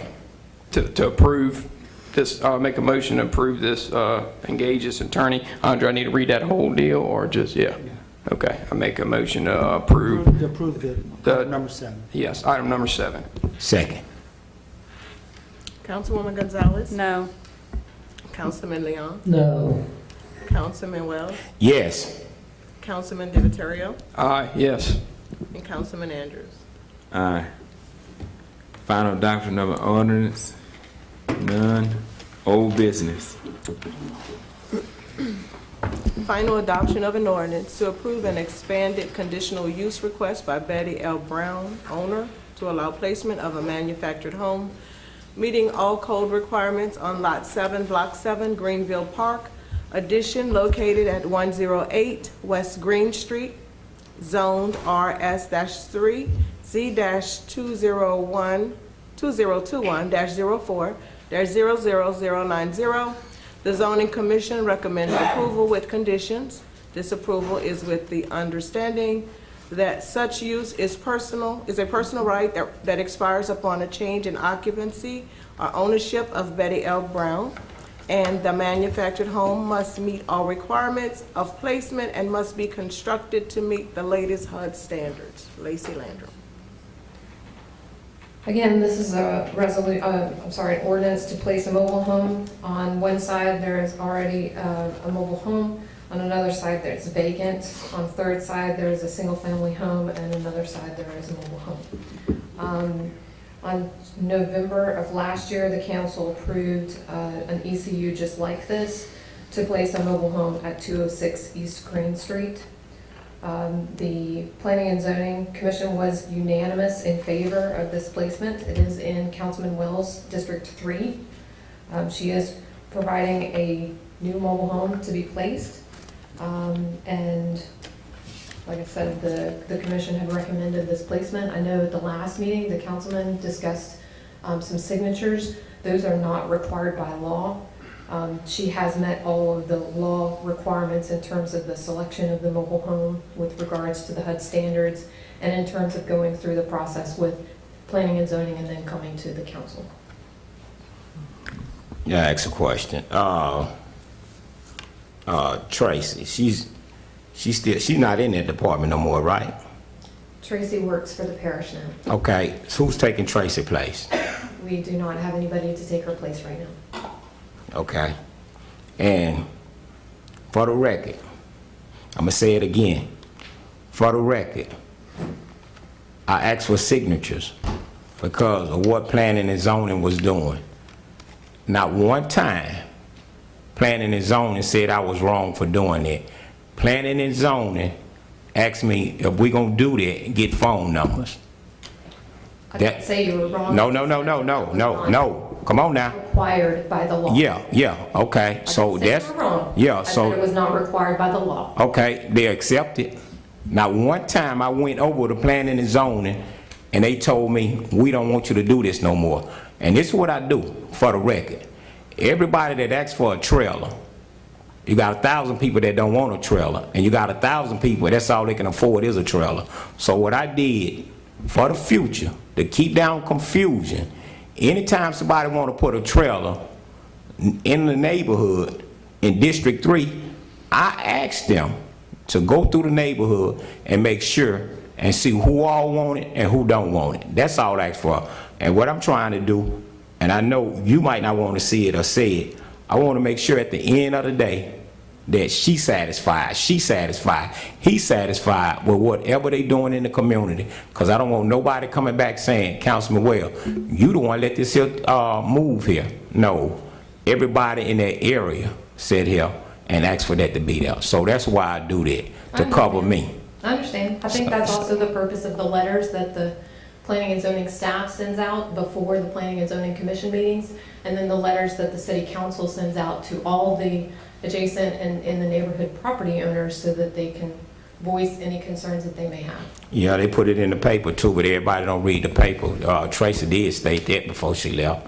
So would that be an ordinance that you could do, Andre, if you know, wanted signatures to be required? You just vote no. I Yeah. mean, if you want to have signatures of the neighbors and you don't think they support it, then you're just voting to deny it. No, yeah, he was saying like the process of having, you know, signatures down the street or in the area I approving mean, that. that's not a bad practice to be sure you know what the neighbors want and don't want. And I see that happen a lot. You know, you do rely on the comments from the neighbors, but if you're not satisfied, it's your right to just vote to deny it. yeah, so what I did, I talked to Miss Betty, and I went through the neighborhood myself, and everybody said they didn't have a problem with it. But I don't come up here to argue, I don't come up here to fuss. I come up here thinking that we can move forward for every situation that we have on the agenda. But I see some of us have underlying things going on. So whatever going on in my neighborhood, or whatever going on in District 3, just like the guy with Walk On, never met him before. We didn't use no bad words. We didn't say nothing. Congratulations, sir. Miss Betty, I talked to Miss Betty. But you come up here, try to start something. I'm just... No, let me talk. Okay. Let me talk. You tried to start something 2 weeks ago with planning and zoning. Planning and zoning don't stay there. At the end of the day, I want to make sure everybody in the community is okay with what's going on. If you want a liquor store in the community, I want to make sure Everybody in the neighborhood know what's going on. So that's why I do that. This is something that I take time out to do for anything and everybody. So I'm not gonna fuss with you, I'm not gonna argue with you. I did it, and to me, it's a good idea. Great, we So, agree then. yeah, I do a lot of good ideas, but we don't get the credit for it, so I'm gonna approve this here with no problem. Ms. Betty and I, we talked 2 weeks ago, because after that meeting Tuesday, Wednesday, I went through the community. Great. So when you come up here, I was describing the process. yeah, no, when you come up here, just say what's on the paper. All that extra, I'm tired of it, so just say what's on the paper. I was reading the staff report. Yeah. It is on the paper. Well, if you look at the staff report, if I go back and read everything, they got it in District 1. So we go by everything on the paper. That's why I corrected it. So That's right. So I'm gonna read it now. Councilman District, City Councilman District 1. So you see how mistakes be made all the time? That's why I stated it. in Yes, your- I know, we know what district it's in. That was clear. Yeah. I appreciate that. I appreciate your efforts in going with her to make sure that the community is all good with that. I think that if we want to change the process, that would be great. We can add to the letters that we send. I was referring to the full process and the zoning that is surrounding there. Any other council? All right. Pleasure of the council. Make a motion to approve. Second. Councilwoman Gonzalez, Aye. Councilman Leon, Aye. Councilman Wells, Aye. Councilman DiViterio, Aye. and Councilman Andrews. Aye. Under new business, final adoption number 1. Final adoption of an ordinance to transfer $450,000 from the downtown district 207 ending fund balance to the Railroad Park Project 11917 for park construction. To be clear, this is transferring their money into their line item. I make a motion to approve. Second. Mine's closer, even the second. Councilwoman Gonzalez, Aye. Councilman Leon, Aye. Councilman Wells, Aye. Councilman DiViterio, Aye. and Councilman Andrews. Aye. Final adoption number 2. Final adoption of an ordinance to transfer $160,000 from sales tax 203 ending fund balance to the Railroad Park Project 11917 for park construction. Make a motion to approve. Second. Councilwoman Gonzalez. Aye. Councilman Leon. Aye. Councilman Wells. No. Councilman DiViterio. Aye. And Councilman Andrews. Aye. Final adoption number 3. Final adoption number 3, final adoption of an ordinance to transfer $100,000 from the sales tax 203 ending fund balance to the new DDD building renovation project to add public restrooms. Motion to approve? Second. Who did second? Kip.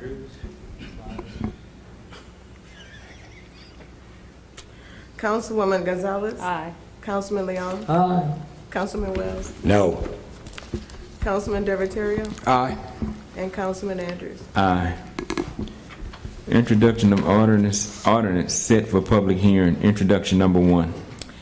Introduction of an ordinance for a rezoning request by Starwood Management Company to rezone 0.225 acre parcel 67 by 146 located at 505 West Coleman Avenue from RM-2 to MX-C in accordance with survey by William J. Bowden Jr. dated 11/12/2018, Z2021-04-0091, Lacey Landrum. As stated, the existing zoning is RM2, which is residential. The request to change it is into mixed-use commercial. This case was presented to the Zoning Commission on January 3rd, 2019. The Zoning Commission recommended denial. It later went before the City Council on January 8th for introduction, and then for final passage on January 22nd. It was also denied by the City Council. The reasoning for that was because it was seen as spot zoning, since around the space is all residential or park space. It is also inconsistent with both the master plan and the Z-Murray master plan, because the idea is to take the residential properties that are right there and the social services building and convert those all into Z-Murray Park for park space, basketball courts, tennis, other things are proposed for that area. Again, on the Planning and Zoning Commission, when the Zoning Commission heard this for public hearing on June 3rd, they also voted to deny it. Anyone from the council got any questions? Yeah, I got one. It's the same, on Coleman Avenue? That's where this property is? Yes, sir. Okay, and it's the same property that the city was gonna buy, pulled about last year, huh? Yes, sir. Okay, thank you. When did it come to the Planning and Zoning Board? When was the last time it came? It came? Came on June 3rd. And before this past that? Thursday. It was a year prior to that. How long is it to come back Actually, again? Is a it, year and a half. is there a time frame, Andre? Is it a year, 2 years, 3 years to come back again if you're I think once denied? you've been denied, I think it's a year. It And I is- would want to verify that, but I think there is a time it's a year. frame where you've been denied, you can't come back for a period of time. Okay, yeah, I didn't know. I wanted to make sure it wasn't within that time frame. It was a year and a half, because it was, last time it went to the zoning commission on January 3rd, 2019, and then it went before city council on January 8th, and then you all had your final vote on it January 22nd, 2019. So it's been some time. So the planning board, they voted to not recommend to approve this That's correct. change. Is that They right? recommended denial Denial. on this zoning change for the same reasons that they had stated prior. But it's up to the council to probably move it forward for public hearing. Then if there's anybody else that wants to speak about this, express their interest in that zoning or that property. Yeah, this in Councilman Gonzalez's district. Yes. Yeah. I generally, I mean, I always say introduce it for public hearing. Let the public speak. Yeah, I mean, that's general rule. I think it's same reasoning, same kind of things we'll probably hear, but of course, we should let people speak on it. So I'm gonna make a motion to introduce. Second. Councilman Gonzalez, Aye. Councilman Leon, Councilman Wells, Abstain. Councilman Diviterio, Aye. and Councilman Andrews. Aye. Public hearing will be scheduled for June 22nd, 2021 at 5:30. Could I get a motion to adjourn? I'm making a motion. Aye. Meeting adjourned.